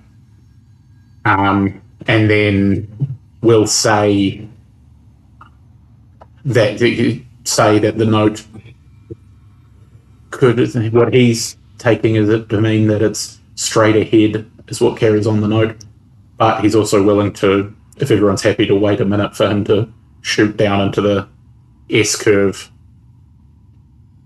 and just have a quick look to see if there's anything. Hinting at maybe this is the better way. Yeah. And so, yeah, he will say to get Brimble to just keep charming the bats, make sure he's got just keep calming them, and then he will. You're at that left-hand turn. I mean, the S-curve passage. The bats obviously are thinning out, so you're away from the bulk of them, and you're kind of coming to their boundary of bat count. Okay. Yeah, he'll go down that way, kind of trying to look for traps or That's a S-curve passage. yeah, or alternatively where it might fall away into the river that leads to the doom on the paper. How about make a perception check and a stealth check if you're done. So it's a 13 perception and a 28 stealth. Okay. This little it is indeed. So it's just this little S curve, and as you round the S curve, the pathway opens up from 10 feet to 20 feet, and it opens up onto like a beach on a wall, and there's water there. I mean, a small beach ledge area. Okay. And it's a massive. You're staring out with your dark vision at this underground lake. And shit. Okay. Before I go on, I'll describe to you. So you're staring at this underground lake, and to your left is a underground river coming from the left, coming down from this massive cavern, and it passes in front of you where you're standing at this little beach, and it goes to your right, and there it opens up into what you can see to be this massive lake. Massive, I mean, to your right, the lake stretches beyond your vision. Your dark vision. And just across from you, so it's a massive, like a glowworm cave, so to speak, right? You can see what you think is another kind of beach opening over there in front of you to the right, bordering the big lake that's 25 feet away. So the river, as it passes in front of you into the lake, is about 20 to 25 feet in width. And you can just see around a ledge, possibly another little beach over there around this little ledge area. Okay. And the lake, looking to the right, the lake is you can't see the other side of it. But you can hear water. You suspect, because you can see the movement of the water coming this way into the lake, and you can hear that also there must be exit points somewhere out there. So it's probably there's other passageways the water's moving through, given the sounds. Okay, well he'll go back and say that to the group. And ask, do we want to see what's straight ahead and then come back and look at this lake? Because the way it says stream makes me think that that's not the way they went. Because you said there's a lake and a river, you said. Yeah. It's 20 feet wide, so I'm describing it as a river. And it's not fast. Well, I mean, you can see the water moving from your left to your right into this massive vaulted cavern where there's a lake, where it becomes a lake. And you can't see the other side of it. But you also can hear that there must be from that massive cavern, there's other exits the water is moving through out. Let's not move into that one. Just yet. Go down the straight line and I think that makes sense. Yeah, so we'll make a mental note that we've got that there, and then carry on down the straight way just to see what happens, and if it comes to a dead endish sort of way where we can backtrack, but it's it makes me think that if the bats are thinning out going down this S corridor, there might not be as easy a way of them getting out of a cave system. Whereas this way might Yeah. lead them to a more easiest Was thinking egress like, point, and yeah. Yeah. I mean, that may not be part of the story of the adventure, but it does make more sense to me too.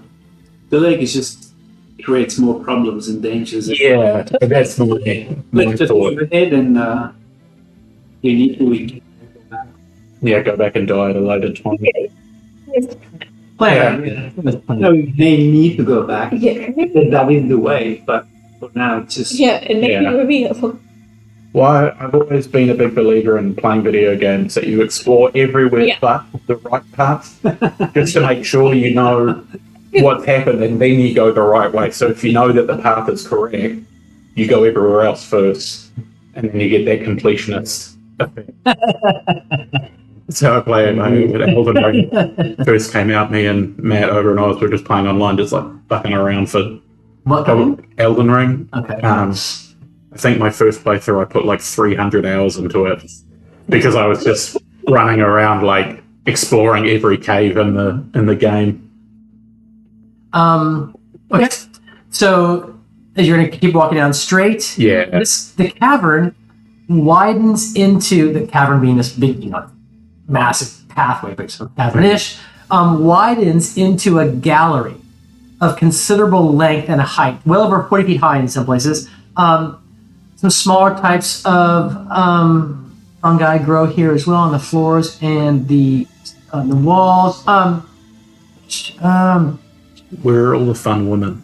Yes. Yeah. Exactly. That's a bad joke. that. There's this podcast I listen to, Dungeons and That. No, That's and Dungeons. Yeah, I think I know the. Yeah, And I haven't listened to it, but I do know it. they get like inspiration when they make bad.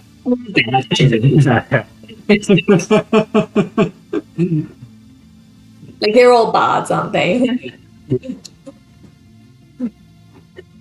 I was the one of a group of people playing a podcast, and they said that there was a fey creature called, I think it was Grylla, and the DM pronounced it gorilla, and all of them immediately were like, "There's a gorilla here?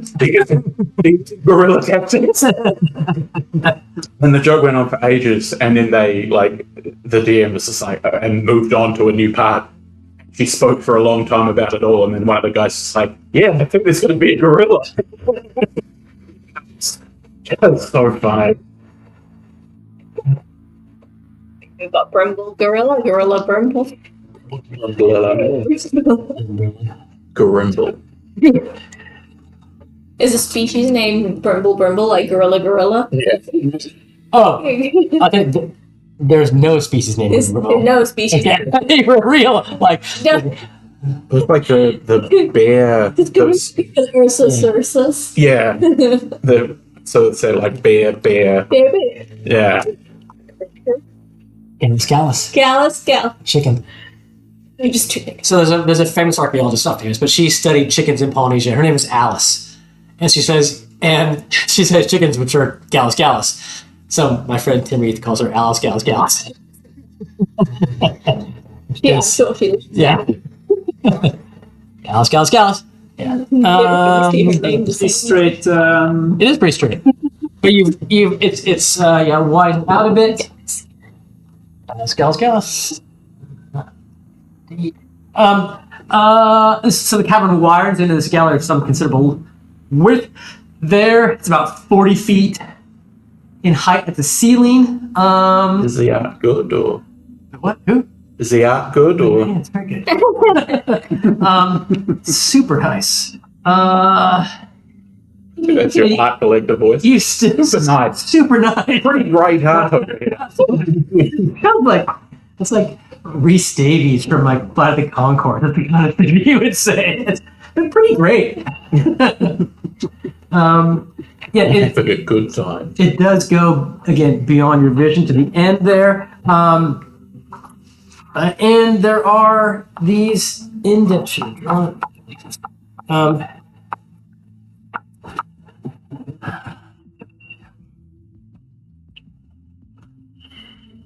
There is some round indentations along either side of the walls, about a dozen of them. So I didn't draw those on here, but I imagine indentations like this.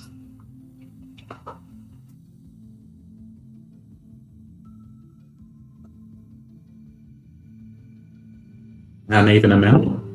What? No. There's more It's on the not left side. There is more on the left side. That is how nature has intended. Exactly. Yeah. It's just like JFK assassination. There wasn't an assassination, his head just did that. Exploded. Okay. There, I'll go and check one of these. So good too. I mean, in the front, yeah. So,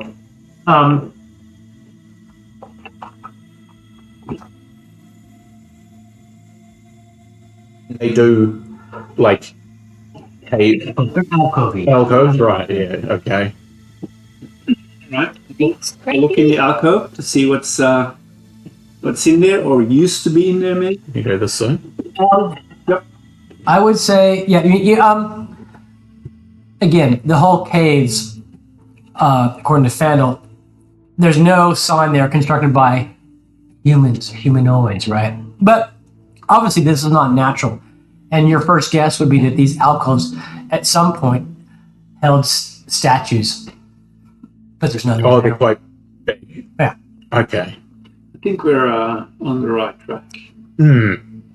That does seem, if they're big enough here to hold statues, but then is on the base of them, like on the bottom of the alcove, is there sign that something was taken from it? Like, is it roughed up?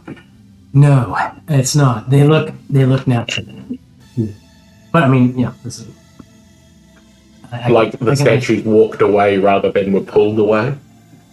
or taken from some other means, taken by some other means. Yeah, okay. They weren't just like, yeah, out by goblins kind of thing. I'll slowly move forward, in every alcove. Okay. How about what are the gnomes doing? My gnome's moving forward. What's your gnome doing? Brimble will. You want the claw, Sam? It's all right currently. What's that? I have this Got a back scratcher. Sam was using one. When I hurt my back a while back, I was using it to stretch out so I didn't have to move around. Brimble will.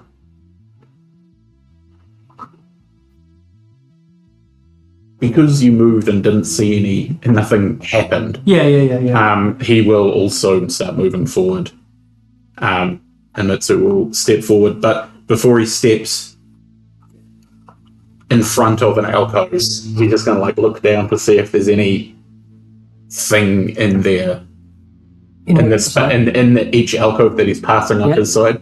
Just like do a quick cursory glance over to make sure that there's nothing tucked in there or anything like that. Okay. Or like a murder hole or something is what I'm thinking as well. No. You don't see anything in that first one or two you go by, and as you go by, making sure that, looking at it as you're not just walking blithely by it, but you're looking into it, certainly, you do not see anything. So he'll keep moving forward. Brimble will cast Detect Magic. Okay. As a just normal spell? As a spell, Okay. and not a ritual. Okay. Roll cast Detect Magic. Okay, he will have done so.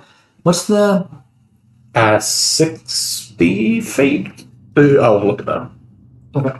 I think it's either 30 or 60, but I think it's 30. Okay. 30 feet from where he is, so he'll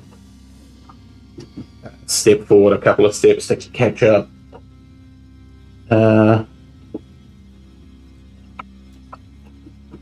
Yeah, so a 30-foot radius from him.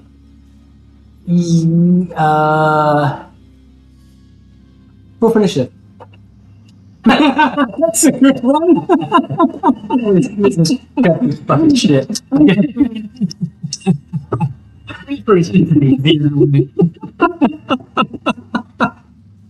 Well, if you're saying it like that, I'm rolling a 19. I'll tell you what happened. 23. Okay. 15. Yeah. 10 for Brimble, 18 for Mitsurugi.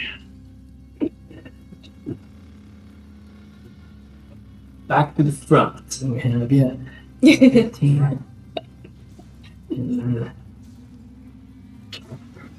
Now delay including Go. How's that?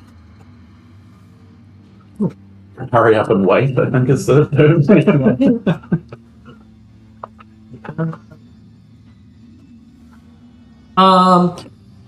So yeah, what you see is these creatures that are up in the ceiling, hidden kind of by the natural rock of the cavern. They look like almost like cockroaches, like giant cockroaches.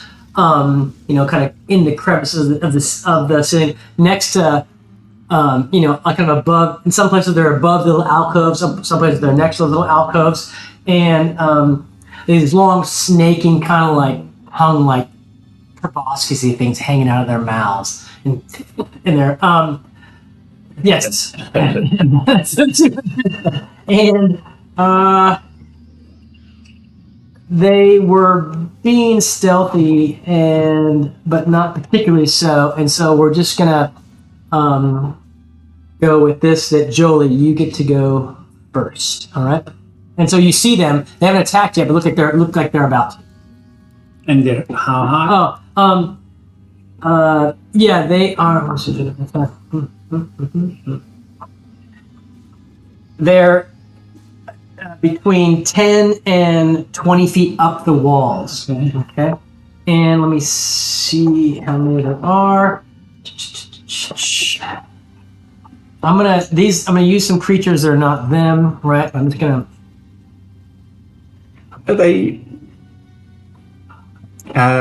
carrion crawlers? No. No, they're not, because You've seen we them. have They're fought not. those, yeah. They're not those. No. I always think to the other campaign when I think about them, but I do know that we have fought them. In These guys up on the walls, right? So, not down on the ground, but I just put them on the walls. Enough? I don't know. You got more. We'll go with that for now. Okay, so we spot them. Yeah. It's like eye to eye or whatever they have, and you get that sense that they're gonna jump us. Yeah, you get the sense that they're about ready to attack. Yes, skittering on the wall. Okay, the one right in front of you there. Closest one. Okay. And that is a over 20. Okay, that's a hit. They look pretty armored though. They look like I said, giant cockroaches with these long hanging tongue things. 7. Right in his eye. So you hit with a 20 and then 7 points of what damage? Oh, piercing damage. Piercing damage. Yeah, okay. Are they large creatures? No, they're medium. Okay. And then my second dart flies out. 14. That's a miss. So your second dart bounces off. It's kind of like exoskeleton. All right. That's me.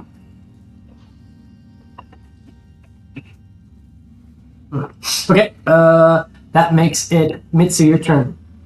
So he will step so he can shoot at this one. Uh-huh. And then he will shoot at that one. Right. 26 That's to it. hit. Yep.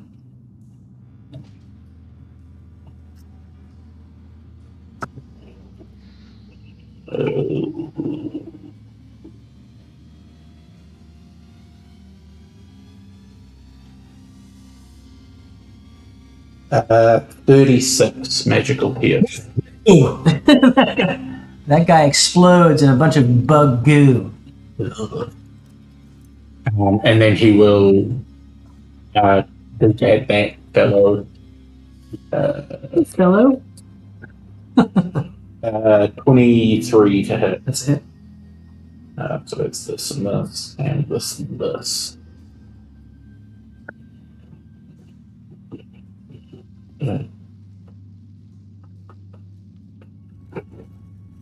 31. Okay. No, sorry, it's a 23 to hit. Okay, 31 yeah. damage. Boom, he also, how does he explode? Any particular explosions? It's like right in that this thing, like it's like up into it, and it's just like and then he stepped 10 feet that way, so we'll go.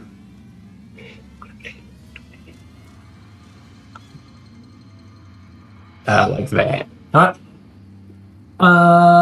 Ravine. Just gonna move up Hands the end. a bit here and trying to shoot the one that Jolly already tried to hit. Okay. That one's not gonna go through that first shot. Missed. Alright, 13 plus 18 to hit. Sweet. And when the Julie Yeah. it was dark, okay? 7 piercing. Okay. Yeah. And that's all. Okay. These creatures now, and Oh, yeah. this one is next to you, Jolie, but he's 10 feet away. He's up on the wall, Yeah. 10 feet away. Same with this one. He's 10 feet up on the wall, and they both, this tongue thing comes out with some kind of needle piercing on the end and tries to hit you, both of them. 16, miss. That's a miss as well. So there's two. Sorry.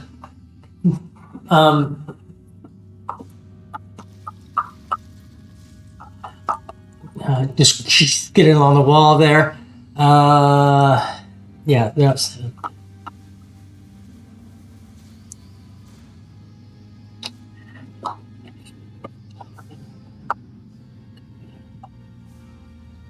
These guys are dashing, so they're not attacking this round.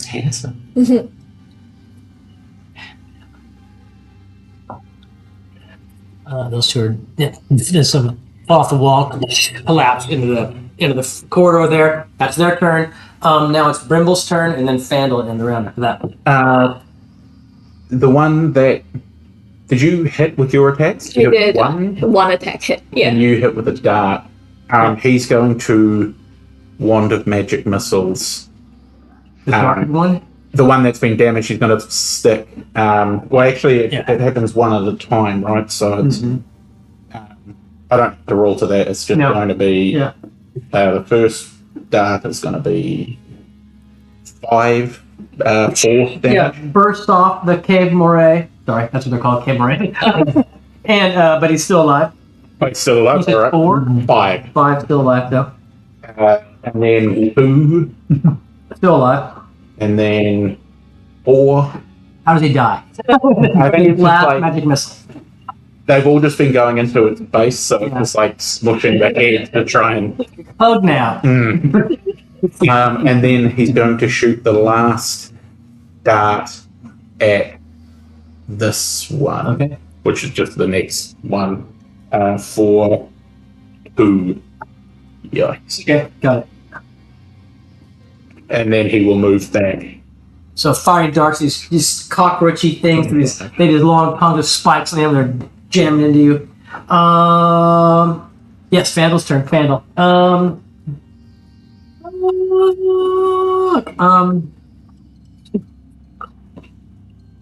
Let's see, where is he? He's right there, and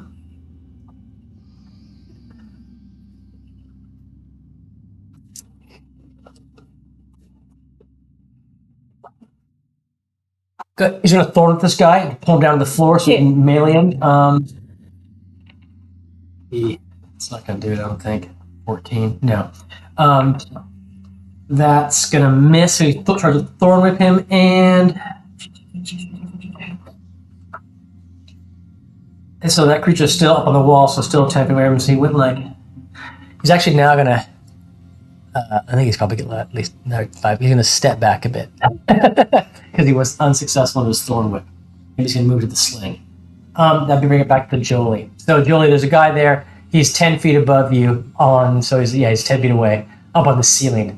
Yeah. The one right next to you, and the other one's a bit more than that, 15 feet away or so. He's up on the wall. He's on the walls, kind of wall ceiling area.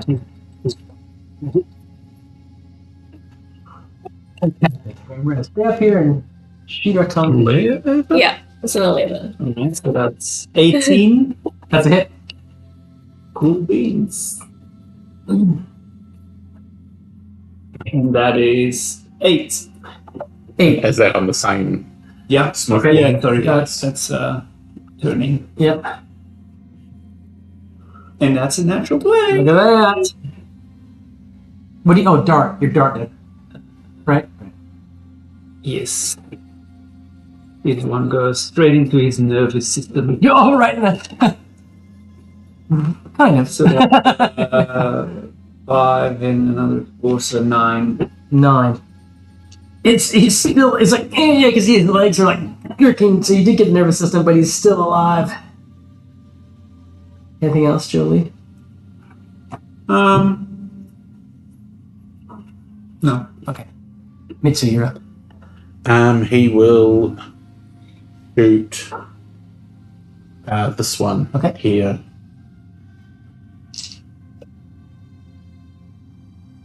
Right.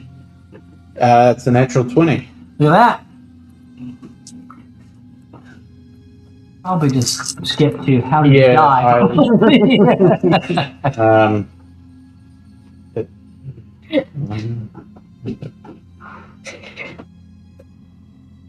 Three. How did he die? Thing again, he's just shooting them. It works to shoot them in the nose thing, so he's gonna keep doing that. And then that's that makes it Ravine's turn. Yeah. Over here. And then Now you can see these things up on the walls, and they do have some reach with their spiked tongue. yeah. Getting around like cockroaches. They're chittering and chattering. It's hard to hear because it's echoing up and down this hallway. So you move that way. what Yeah. do we call them? Cave morays. I'm gonna try and shoot that again with the short bow, the one that Jolie just tried to hit. That one. 6 plus 5. That's not gonna hit. It's an 11. So times. So yeah, this one should hit. What was it, like 20, 21? Yeah. Okay. Done. Awesome. 7 piercing for that one. And this guy's uninjured, right? No, I hit him twice. Twice. Oh, okay, yeah. 7. Yeah. How did he die? It goes straight through the abdomen. What'd you hit him with? Short bow. Okay. Yeah. Because it's like Pearson Yeah. against the wall Yeah. like he's a butterfly in a specimen. Actually, Mitsu has seen these creatures before. Ooh. In the dim bar? No? In like literally the second session we ever played, the very first adventure in Steegs, across the street, the shop, and you went down in the cave. Yeah. Where Ratty put Yeah. there was a single cave moray in those caves. I believe you encountered it. I'm pretty sure you did. But that was 2.5 years ago or so. Yeah. Okay, Ravine, anything else? That's all. Okay, it's their turn. We have one that is. Do we have any? Is that this one is going to skitter over here and attack you from 10 feet away, Jolie, with its mouth parts. 15 on the die, but that's 22 all up. That's a hit. Yeah.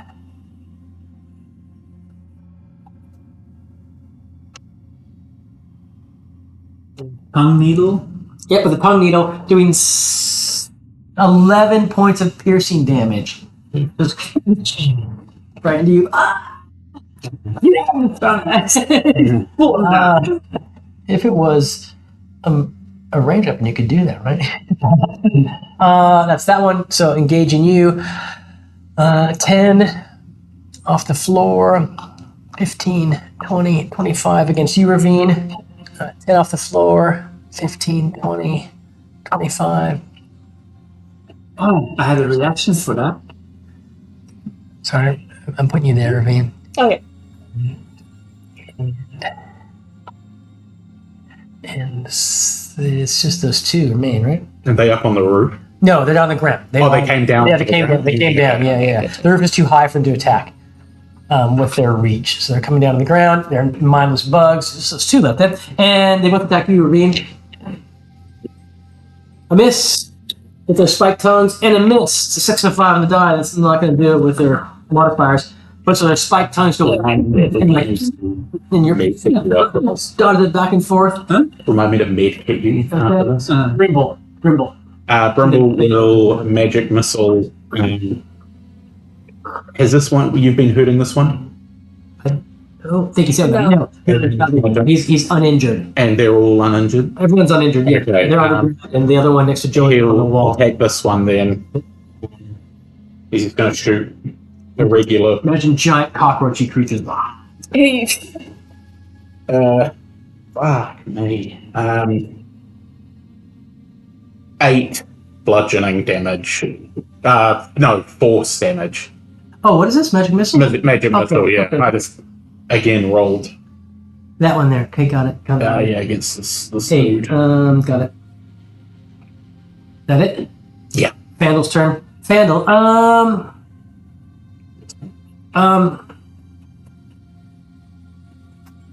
Hasn't been the best.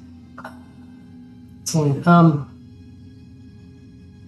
he has the spell magic stone, which he uses to produce sling stones, right? And so he's going to do that. He's used one of those in his sling. So the same. He's actually going to, take a couple of steps back, give him a better shot at the one that you magic missiled. That's a hit, and that does 9 bludgeoning damage on that one that's attacking Ravine from the back.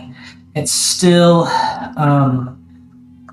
alive, and anything else you know is bonus actions. I don't think we have really bonus actions that are that exciting.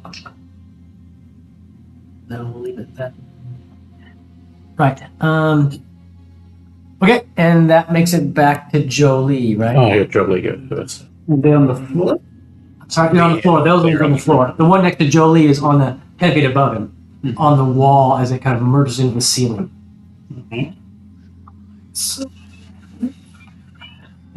But he is going to opportunity attack you, even though he's 10 feet away. That's his range.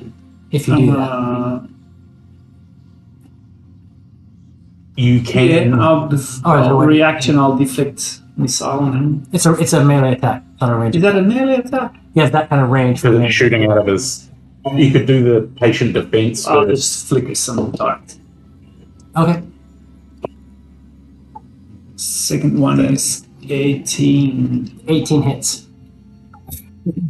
And that is 8 damage. On the guy on the wall. And I think he's undamaged, actually, so.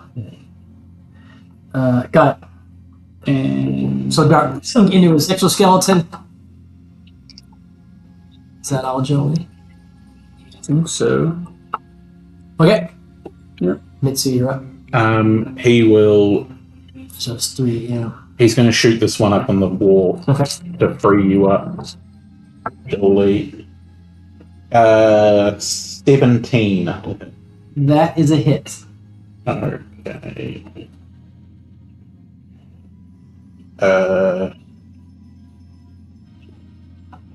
27 magical pierce. Just where the darts are in them. You're just going to shoot at the same point, like focusing the fire there. All right. This green guy comes out of it on the wall, and jumping onto the floor. And that's me. Okay, Ravine, you're up. You're one on either side of you, yeah. The Yeah. one behind you is injured, the one in front of you is not. Yeah, because they're both home. I'm going to turn around here and hit it with the battle axe. Oh, that's going to hit. Miss. Go. It's gonna what? It was missed. It Okay. missed. It's not going to hit. Okay. 19 to hit on That's a hit.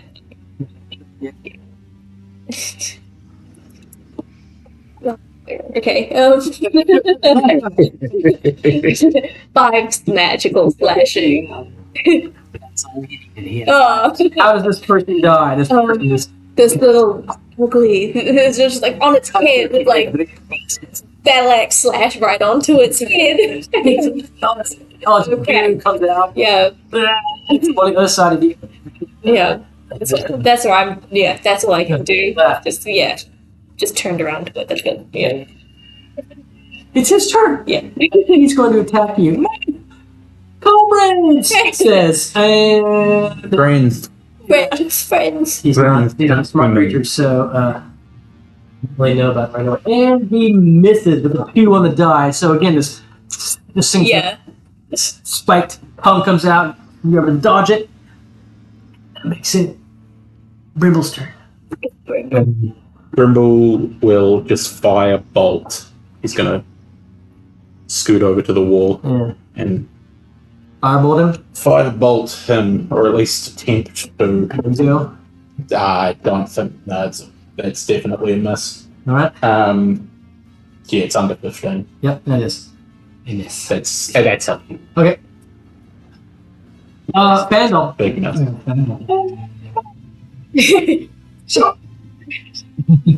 Get up.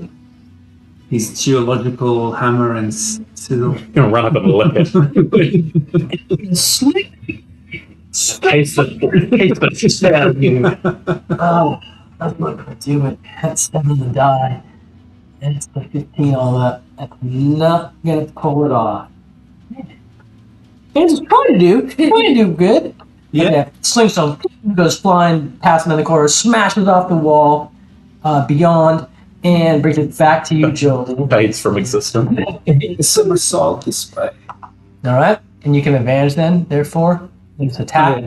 Which is 17. At 17 hits. It's 18. And that's 7 damage. On. And then Okay.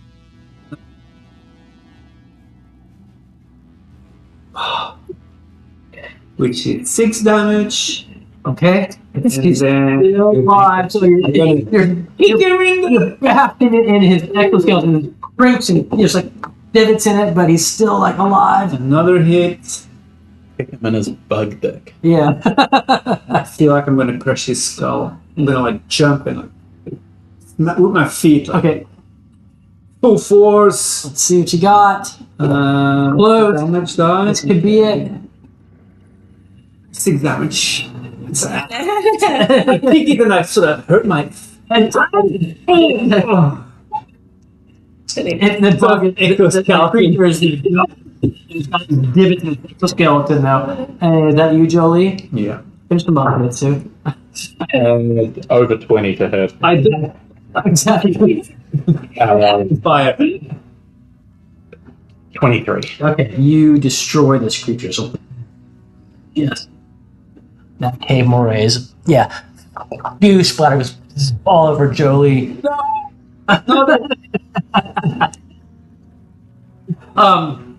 Yeah. So all the skittering of these cave morays, where they're going up and down the ceilings and floors, is now ceased. They are no more. And so we can't hear any more No, you can't scooting, booting. No. No. Yeah, Mitsu will take this opportunity to turn to Brimble and say, "What these before?" We were Brimble is like, greenhorns. Yeah. That was so cute. our first foray out of the military. Yeah. It's been a long time. I forgot about that, honestly. Yeah. The name was familiar, but on my head, because it's moray, I think of eels. Yeah. So I was surprised. Natural creatures. Yeah. They look, yeah. They're using some of them look like they were even hidden in those alcoves and kind of skittered out and moved up. So they were kind of nesting in there, if you will. Mm. Thinking to feed on us. Yeah, I wonder if the idea is that they would be feeding on bats as they pass through. And there's fungi in here in the caverns, and there's occasional pools of water right now, little white baits, little crayfish. And it's a big ecosystem down there. Yes. People are kings. I was going to say, have we now broken their eco cycle and ruined If you come back here a few years, the fungi will have grown considerably. And the bats are like muscular now because they've had chances to evolve? Species. Destroy the entire ecosystem. just those 1, 2, 3, 4. They get to go. All right, party. It's about 4:30. You want to continue on? Down the a little corridor, bit. or you want to stop in? Okay. A little bit longer. I'll So, make arrows and darts and things. okay. Yeah. Just as everyone's talking, you just run around and return stuff to everybody. Yeah. It's like not More pebbles, right? Yeah, exactly. Here's some. Rocks. Exactly. Use your sling stone.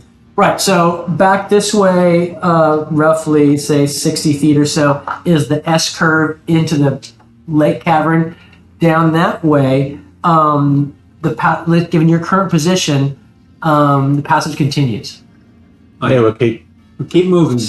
Yeah. Down that way? Okay. The alcoves are no more, and the passage is still kind of 20, 30 feet wide, 25, 30 feet, however that is. Draw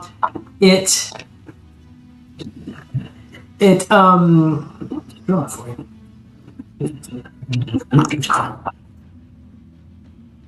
Descriptionless.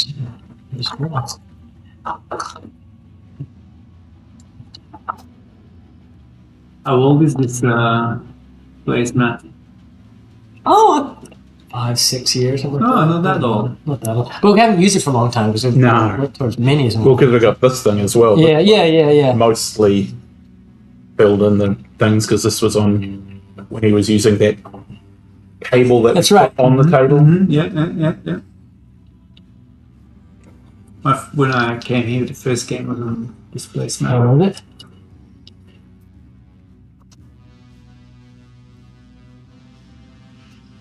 Yeah, 3 You're all down here. Put yourselves where you'd like to be. That's where you are.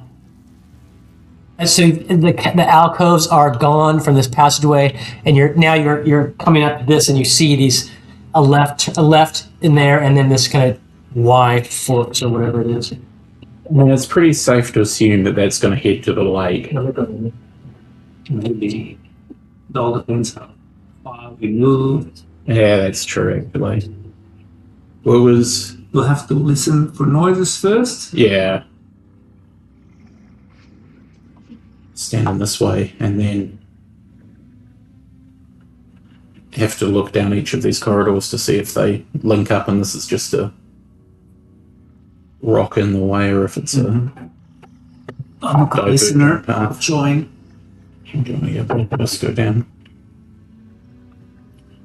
Stick our ear up to the proverbial cave door. Yeah. Or we should adapt to the environment and lick the air. Yeah, right. Apparently that's how it starts. We got lickers and sniffers. And I vote to be a sniffer, not a licker. It looks like you were on licking duty, Ravine. Nope. There's like, Sandal, get over here. Just, yeah. Yeah. We see you get excited. About Yeah, it. to investigate. Yes. Oh. We're gonna listen down this hallway.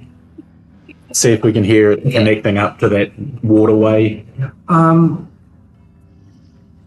or if there's a printing press. Make a bit of cash. Yeah. As you've gone down this wide corridor, even before here, the sound of water has decreased. So as you move away from the S curve, it's getting, and now as you're thinking about it, less and less. And even more so here, you don't hear the faintest sounds of water you hear come back from down the corridor, back emanating from the S curve area. Here, there's no water sound at all. But what you do notice is a stink coming out of this corridor. And let me see. Let me on a better map for you there. My sniffers are on the trip.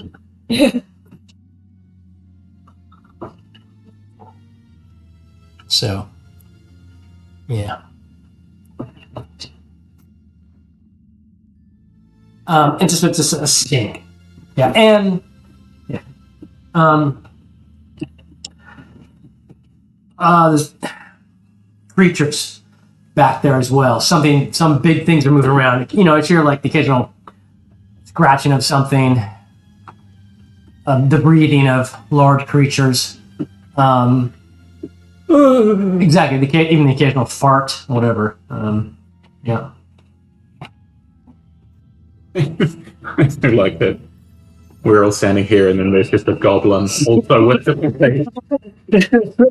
I want to keep my own thoughts. So just We've all been holding hands, and then you turn back, and there's an additional goblin. kill me and be like you. Ooby-doo, be like you. So, you hear and smell. So we actually hear creatures. Yes. From both ways, or can we not tell? Hard to tell. Alright, let's first do the similar thing here. Like, what are we smelling or hearing or any?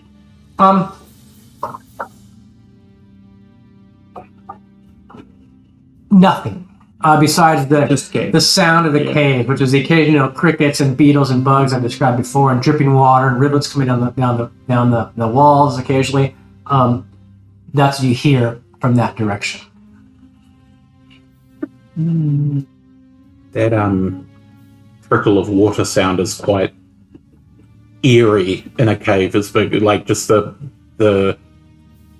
thing when you said Waitomo Caves earlier, it made me think of like going down on that. You do that water boat ride thing and hear weird refractions of sound. Yeah. That's what's going on throughout. Spooky, but I don't like being underground, so it's probably a bit more menacing to me than it is to anyone else. So that's what you. Yeah. So nothing alive, so to speak, that you could recognize immediately coming from nearby in that direction. You think you can sneak closer to check like what kind of creatures? Yeah. I mean, I can certainly give it a red hot go.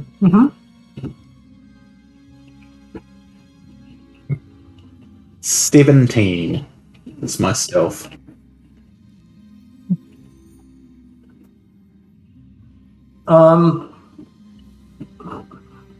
That cave to the right opens up. I mean, that had opened up into a larger cave, roughly. Yeah, actually, narrow and long. So maybe 30 feet wide, but also, it's not straight, but it's bending and twisting, and you can see as you peer on the last little corner there, maybe it's 30 feet-ish wide and kind of 60 feet long, so a big long gallery. And you see, has the smell and look of a place. It's dirty, that ogre-like monsters would live in. As I said, the cave is irregularly shaped. You see some bones and skulls strewn around on the floor in your vision. There's a big flat rock in the center of this kind of long gallery. It looks like it's used as a table. There's some kind of carcass on it. You can't recognize from your position what it is. That's okay. Looks like it's, half eaten. You can actually see the handle of a knife sticking out of the carcass. It's just been jammed in, like, just in the middle of dinner, so to speak. There's a small fire being. There's a small fire in the back of the cave, like a campfire. The smoke is being sucked out through cracks in the ceiling, and so in the light of that campfire, so let's call it the light of that small fire, you also see two very large creatures munching on bones. They're not talking, but they're both Fomorians, as you just saw a week ago out front. So two Fomorians smacking a dinner in that cave at the far end, lit by the flickering firelight. In this. Yeah. Okay. So that'd be about there-ish. Yeah, Can I yeah. stealth my way this way just to see if I can see a glimpse of what's down here? Yep. Roll another stealth. Sure. 19 this time. You all right? Funny bone. Ooh. Like that. It's like a cave and a dead end. Yeah. You know, massive dead ends. Move over closer to the end. So you see some. Okay. And nothing... no creature. No creatures, no. Okay. Does it smell like it might be a place where they come to shit or something? Yeah. I mean, the Fomorian smell is in this area, yeah. But there's two of them. Or then It's sort of their lair, so Yeah. to speak. own. Yeah. So he will Words. try and stealth away again. Roll, please. Trip on your face. 25. Oh. He'll come out and whisper Yeah. that the Morians, they're eating. This would be the best time to get them if we're Yeah. going to get them, which we should. This is gross. Huh. I hate Yeah, I mean, You're gonna love D&D. I'm gonna kill him because it. you're gross. they're the wrong race. Yeah. It's definitely not because the first time I interacted with them, they tried to kill us. Yeah. It's because I'm a bigot. Yeah. I'm an elf, right? That's the cliche. The elves are all bigots. And Oh, because, yeah. They're evil creatures. Fomorians are like fey giants, evil fey giants. Deformed. Yeah, they're do you say neutral evil, or do you say chaotic evil. chaotic evil? Okay. Evil. Yeah.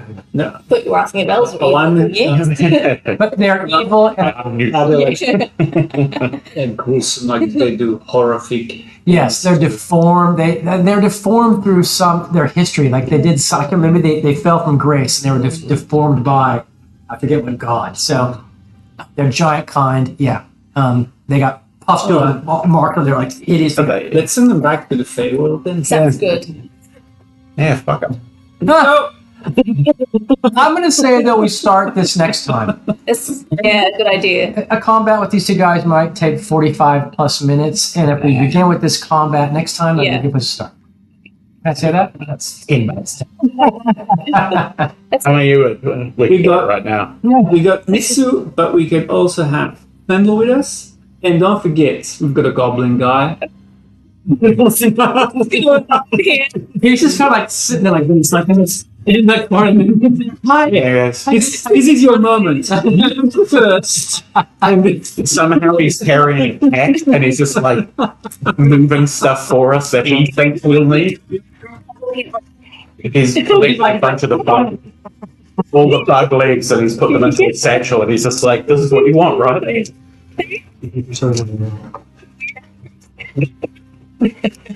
Love that though. Can we just include him next time too?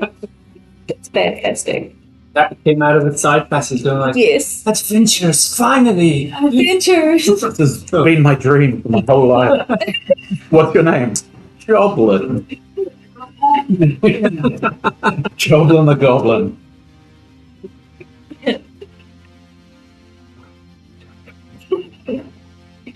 My parents raised me to That sounds cool. help. I'm the lawful good goblin. But other adventures killed my family, so... I've been looking for someone to kill Fomorians for me for my entire adult life of 10 years. These creatures have been multiple types of enemies to the party. I really like that that one. He's got that like creepy like sad face. More. I like him, and there's the other one that you've got, which is the Maybe an Armageddon or something you can find, like some new ones. it's like a black, like a wraith or something that you've got. It's like a dark black. No, no, Oh. the darker than that. It's like a spirit almost, like it's almost like it's made of fire. Yeah, that one. They look quite similar, but Yeah. definite difference.